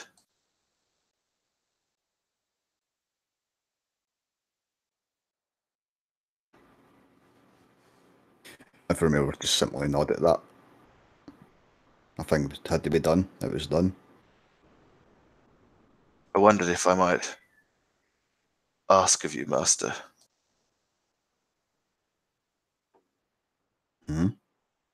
Around this headland, beyond Skellerholt, is where my brother Helga dwells with his wife and kith. It is who I was going to seek when caught by the worshippers of Ran's fane. He's a shepherd of no small skill, and although I accept my fate as your thrall, cannot deny that I wish that I could see him and wonder that he might pay you for me and end my thraldom with what your captain needs, a way of food. It's the end of autumn and the time of the blood month, and you'll have beasts that need killing and selling. His tithes might be lesser than Jarl Isbjornsson, and by the Sealander. And if he's been blessed these years, maybe he even has enough stored aside to free his brother.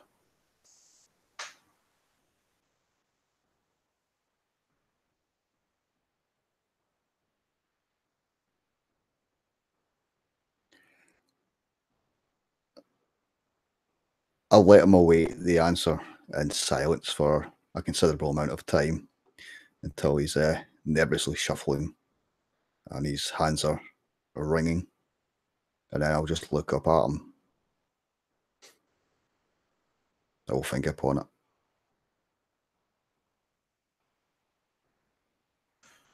Thank you, Master. And he'll crawl up to the far end where Silence, Fox, Osney, and the other thrall are squirreled away. They're huddling together amongst their like stinking furs, while the rest of the men like snore or curse them, go back to conversing with each other. The next afternoon, you spy the people of the ruins of Scalaholt fleeing for the hills and the ridges beyond as they see your dragon-proud ship. A wolf-proud ship, I should say, curving around the headland. Many of the warriors who aren't rowing reach over the gunwales and like call curses up to the wind and like cahoot at the people, even though they know they cannot hear them, as they try to break the monotony of the sailing this past week. Are we sailing with the other crews, like in like a caravan, or are we like ahead of them or behind them, or? With them, like either within sight or within like a day's sailing of each other. Because if we're going to go and take this place and make a deal with them for food, then we want to do that without the other crews knowing, I suppose.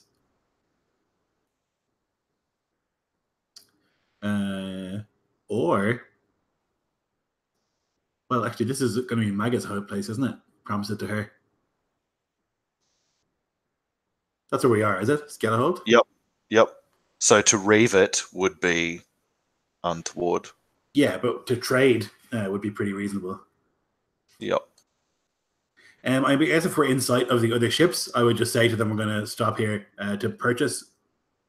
If we can like shout to them, but if not, we'll just like pull in. I don't think it'll take long, since it's literally on the way. Pull up and like when we land, cut down a branch. Yeah, after an hour, some people descend from the foothills and come up to you, mostly old folk or weary, like hardy folk who live out here for some reason or another, and mostly clad in like furs and hides. Though you know there would be women folk and children up in the hills, even if you can't see them. These forlorn men come to greet you, standing like a spear's throw away, waiting for a moment before two peel off from the rest and walk towards like a middle ground. Do any of you know Ranald? They all look between each other, shaking their heads. He has a brother here, a shepherd. One of the men like raises his eyebrow slowly, cocks his head back and looks down his nose. Don't know a Ranald. Do you know his brother? Is Ranald with you? No, but I'm already furious that this is taking so long, so I'll just like look over my shoulder and like do like a and I'm sure someone will push him forward. Oh, my brother, he's Holger. Holger Hallegrimsson. He lives beyond what he styles Holger's Vale. He'll be down in a week or so. The autumn meets. Go and get him. He looks off to the east. Will take days, Lord. Not fucking good enough. I will send young boys fleet of foot to rout him out and bring him to you, Lord. Who should We I have say? no time to wait. Tell him that I have his brother, Ranald, and that I'll be back here in some weeks' time, that he'd best be here or his brother would be killed. And then he'll just turn on his heel and begin walking back to the boat. Ranald gulps and the old man stutters, "Yes, Lord, I will." And then he looks between the people that you leave in your wake, and they're just like wondering, like, are they still going to come and reave us? Are they going to attack us? And he's trying to like calm their fears, and it's near nighttime by the time the other people are coaxed down from the foothills. But the seahorse is well gone of here by then.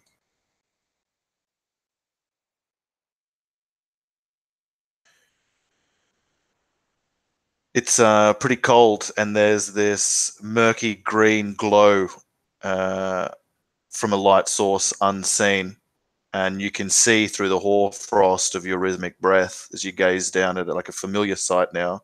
The 3 snow bears paddle around this slab of ice, and you hear this wonderful music emanating from the fingertips of this beauty as she struts at the strings melodiously and taps her like fishy other half upon the slab where she's lain. Lord, you're jolted awake, and Yod stands back in a bit of a fright. Have your things. Harding is called. Land is sighted. We're a day south of Halagaska or so, and you'd ordered me to wake you. Sorry, Lord, and takes another step back, holding up your furs. Yeah, he'll groan and like rise. Has that music stuck in his head and wish it wasn't. Yes, no, you did right. You did right.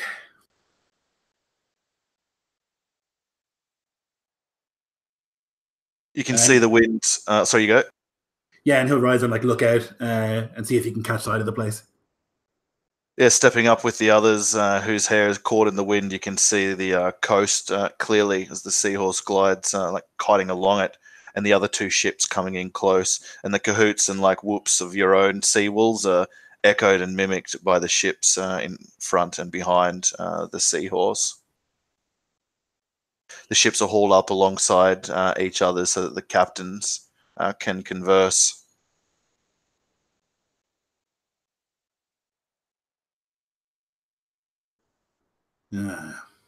What's the best way in? They don't have any walls.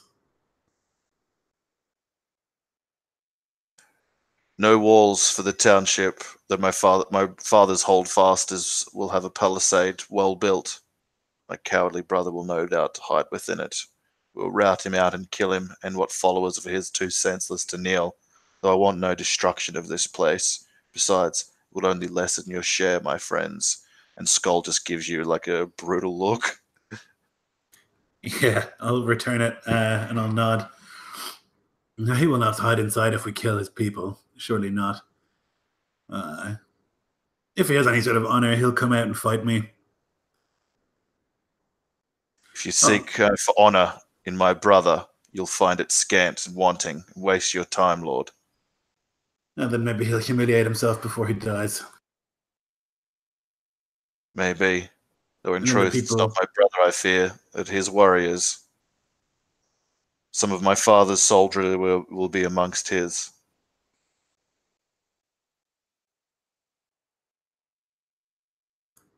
Well, how many can they have? And we have so many terrifying animals here among our crews.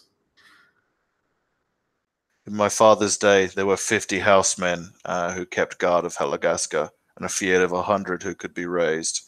Though I do not know if my brother has dwindled this in his rulership, though I'd expect not more than that.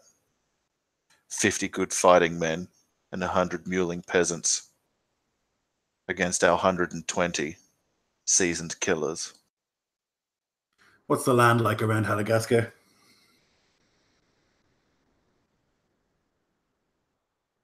There are woods to the northwest and south of the place, and the river cuts it from the docks. Beyond there is the Bard's Wood, where much profit can be made from that land. The township is built up around my father's hold, which is, as I said, palisaded from the tallest lumber from the forest surrounds. It is defended to the west and east by the rivers, though unprotected from the sea. Only Menavik has stone walls to keep out the Northmen. And then he kind of stops himself as he realizes, like an Asbloth saying that his father taught him, and realizes where he's standing. Banishes the thought with a shake of his head. What say you, Skull? And Skull says, I will not head for Halagaska any further until your man has done his deed.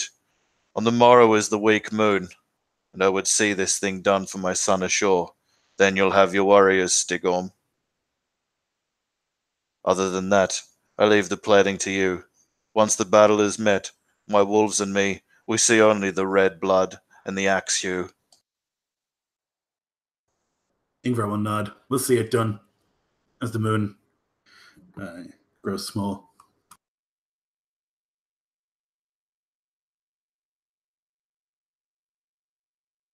I will this- prepare what I have. Make sure that all the materials are gathered. I'll look to the other men. Make sure that you bring everything that I told you exactly as I told you. You'll The see it stallion done. is a nasty beast, and it is much expense that I've brought him here north of the Raudrcliffr. I hope he will be worth it, Galderman. Surely a son cured of affliction is worth any cost. I'm sure you understand. He nods, and then nods to the other captains.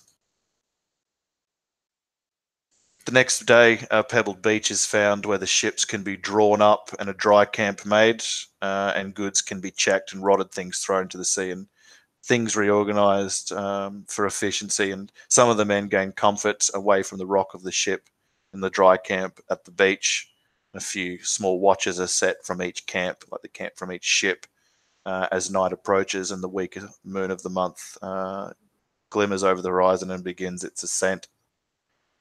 At that, several of Skull's men will be called to attention. Older, trusted veterans who won't speak of what's to happen will bear torches and go unarmed with you, Rake, and whomever you need to do what you must.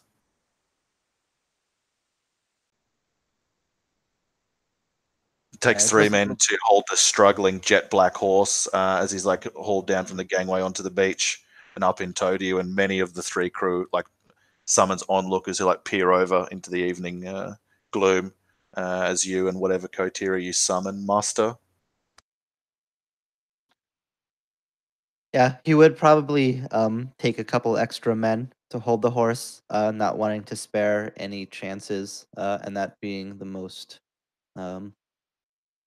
difficult part as far as manpower is concerned. Um, in the meantime, he would have taken that ash pole, and he's begun like inscribing all these runic patterns across it, all down any side of it that's visible. And we look over to the men. You must restrain the beast. I must ritually sacrifice it. Then its head will be removed.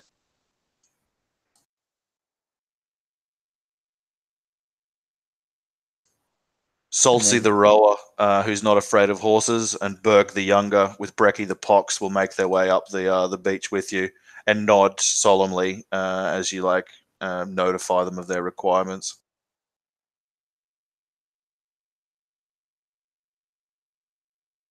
And then he'll look over to Skull and say, I will need some of your blood as well. You must offer it to me. He'll unclasp his cloak and let it fall down for one of the warriors to gather and stand back. And he'll draw out his gutting knife where it sits next to the fighting blade. And he'll draw it down his wrist and hold it over the beaker that you hold up, inscribed with the sacred slaking runes. As it drips, you hear like the wheezing breath and like moronic groans of his afflicted son, where he stands flanked by bright men holding torches that flicker as the waves wash beyond. Any of you onlookers back here see only like their torches disappearing up into the foothills, and just see only that light and the darkness beyond to wonder at like what they're doing. Once a sufficient amount is like bled in and you nod, he'll like retract his hand and go to bind it. And the tongue of the witch. The blade with his blood on it, he'll use to like cut her free of her raven braid to his belt, and reach in through like the sheen of grease and tar and rip at this rotted black root of a tongue from inside her head, and cast it too into the bloody beaker. And looking down at her, move and place her head eyeless to look at the fire and those gathered round it. Rake will then take the honey and milk from Skull as well, and begin to mix it in, grinding the tongue in with the blood, and then the honey and the milk into this like sickly, viscous mixture. And he'll set it down for the moment and walk over towards the horse, taking out one of his ritual rune scribed knives. Hold the beast steady. It needs to be clean. It needs to be easy. If it kicks or escapes, everything could fall apart. And I'll kind of look over to Skull to make sure that the severity of it is known. He'll nod, and two more of his men will go over to join the three girt on either side of it to hurl more ropes and like haul down the panic thing as best they can. It doesn't like bite at or stomp you as you move forward to slash through its throat with two practiced cuts. Its snorts soon turn to gurgled sniffing as the red hot blood streaks out its nose, dribbling down into the welcoming grass beneath. It stumbles for a moment and falls forward, collapsing, dying, choking sounds. And after a moment, you can move forward, taking an axe held by the wagerer to hack the thing's head off and set it upon your ashen rune-graven pole.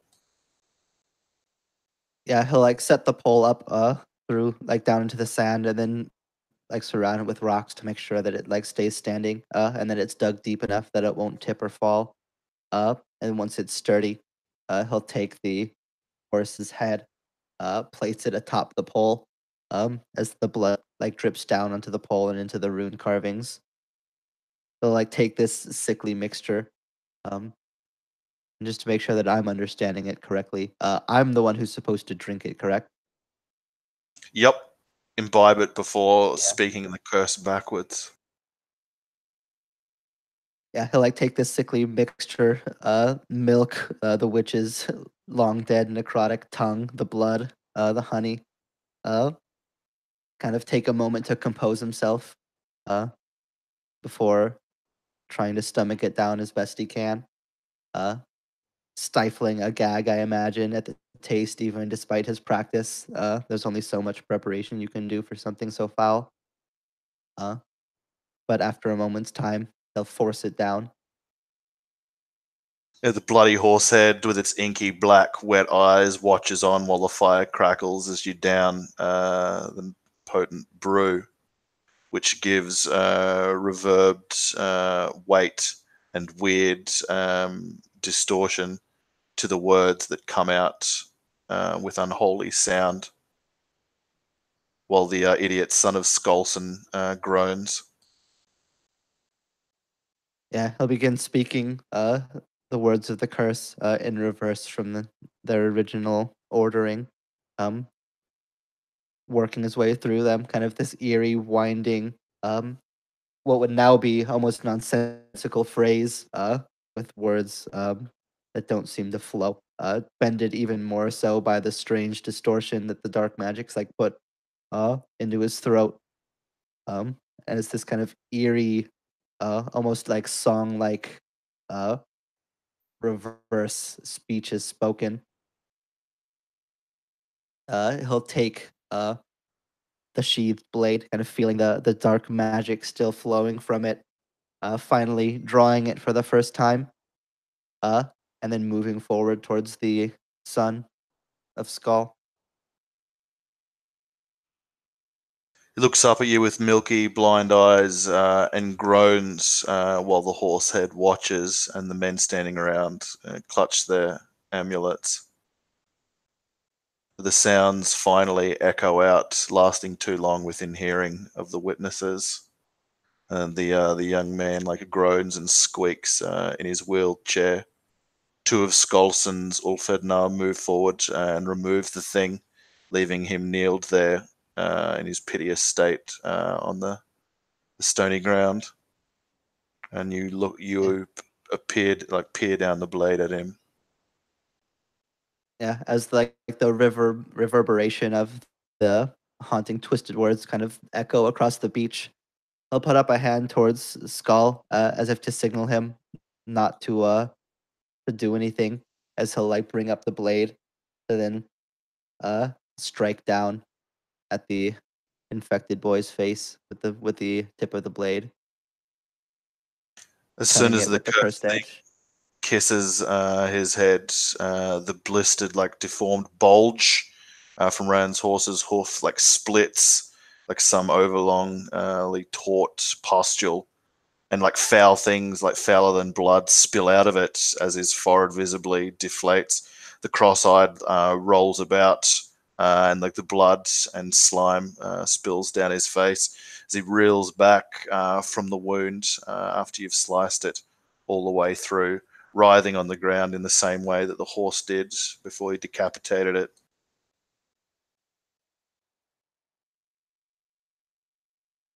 Skolson rushes forward, but at appropriate distance from the nithing pole. I will like stop in his tracks as you give him a warning glance and knowledge that only you could step forward. The fire spits a hidden vein of sap, and the boy turns, one eye milky and spent to another direction, the other clear after like the muck drips free of it. He begins to blink. And then a croaky, unpracticed, dry voice. Father.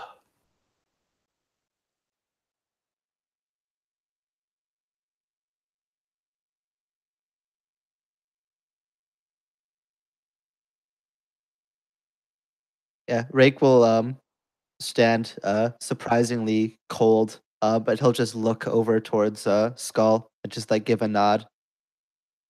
It's done.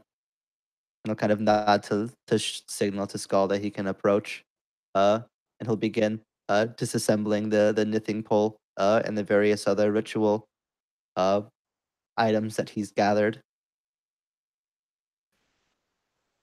You feel the fell weight placed upon the boy in the same way that you'd felt the blade. It disappears off into the night. You're not sure where. But Eric Skolson does not appear afflicted anymore as he had, though still in his feeble, atrophied state. We'll take Cursed him blade some is time to recover. Oh, sorry, you go. It will take him some time to reach a full strength. His body is not used to walking in a normal way. You'll have to train him, teach him. It will take time, patience. He will grow. Skolson will rush forward to his son and like lift away his gaze just for a few tearful moments to like thank you over and over again and nod vigorously at your advice before back to his son, who still like murmured in an unpracticed voice, making sense of his surroundings.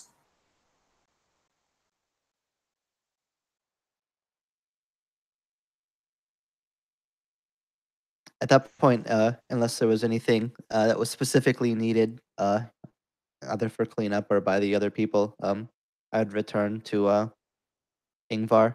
If he was not, well, did Yngvar accompany and witness, or did he wait back with the rest?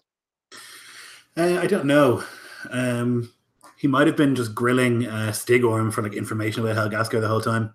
Though I think he would like want to be there certainly towards the end, so he could like at least once like lock eyes with Skull in a sort of like, well, it's done now, you owe me. He'll give you a solemn, teary nod, like that says, "I will certainly lend my worries to you." Yeah. Remember his oath well to you. It is an item of fair price, so I would not begrudge you to say no. But I'll kind of look down towards the cursed blade. Would the blade still be cursed, or would that have left as well, Nico? If I would know. You're not sure. It could be either. It will be a Saithwise check to determine. 12. You can't be certain, and that makes the weight of the blade in your hands even heavier. Yeah, I would look to Yngvar. Whether this blade still carries darkness with it, it is impossible to say, but it may.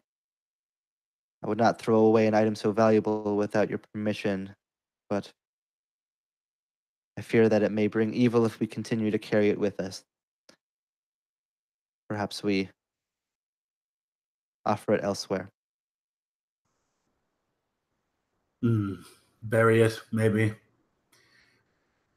It would be dishonest and immoral to sell it, I think. You should bury it, throw it into the sea. Yes, I suggest that we give it to Ran as a gift for safe passage home. I agree. We have. Ran has enough reason to dislike us. Yes, perhaps we can ease her anger and her wrath.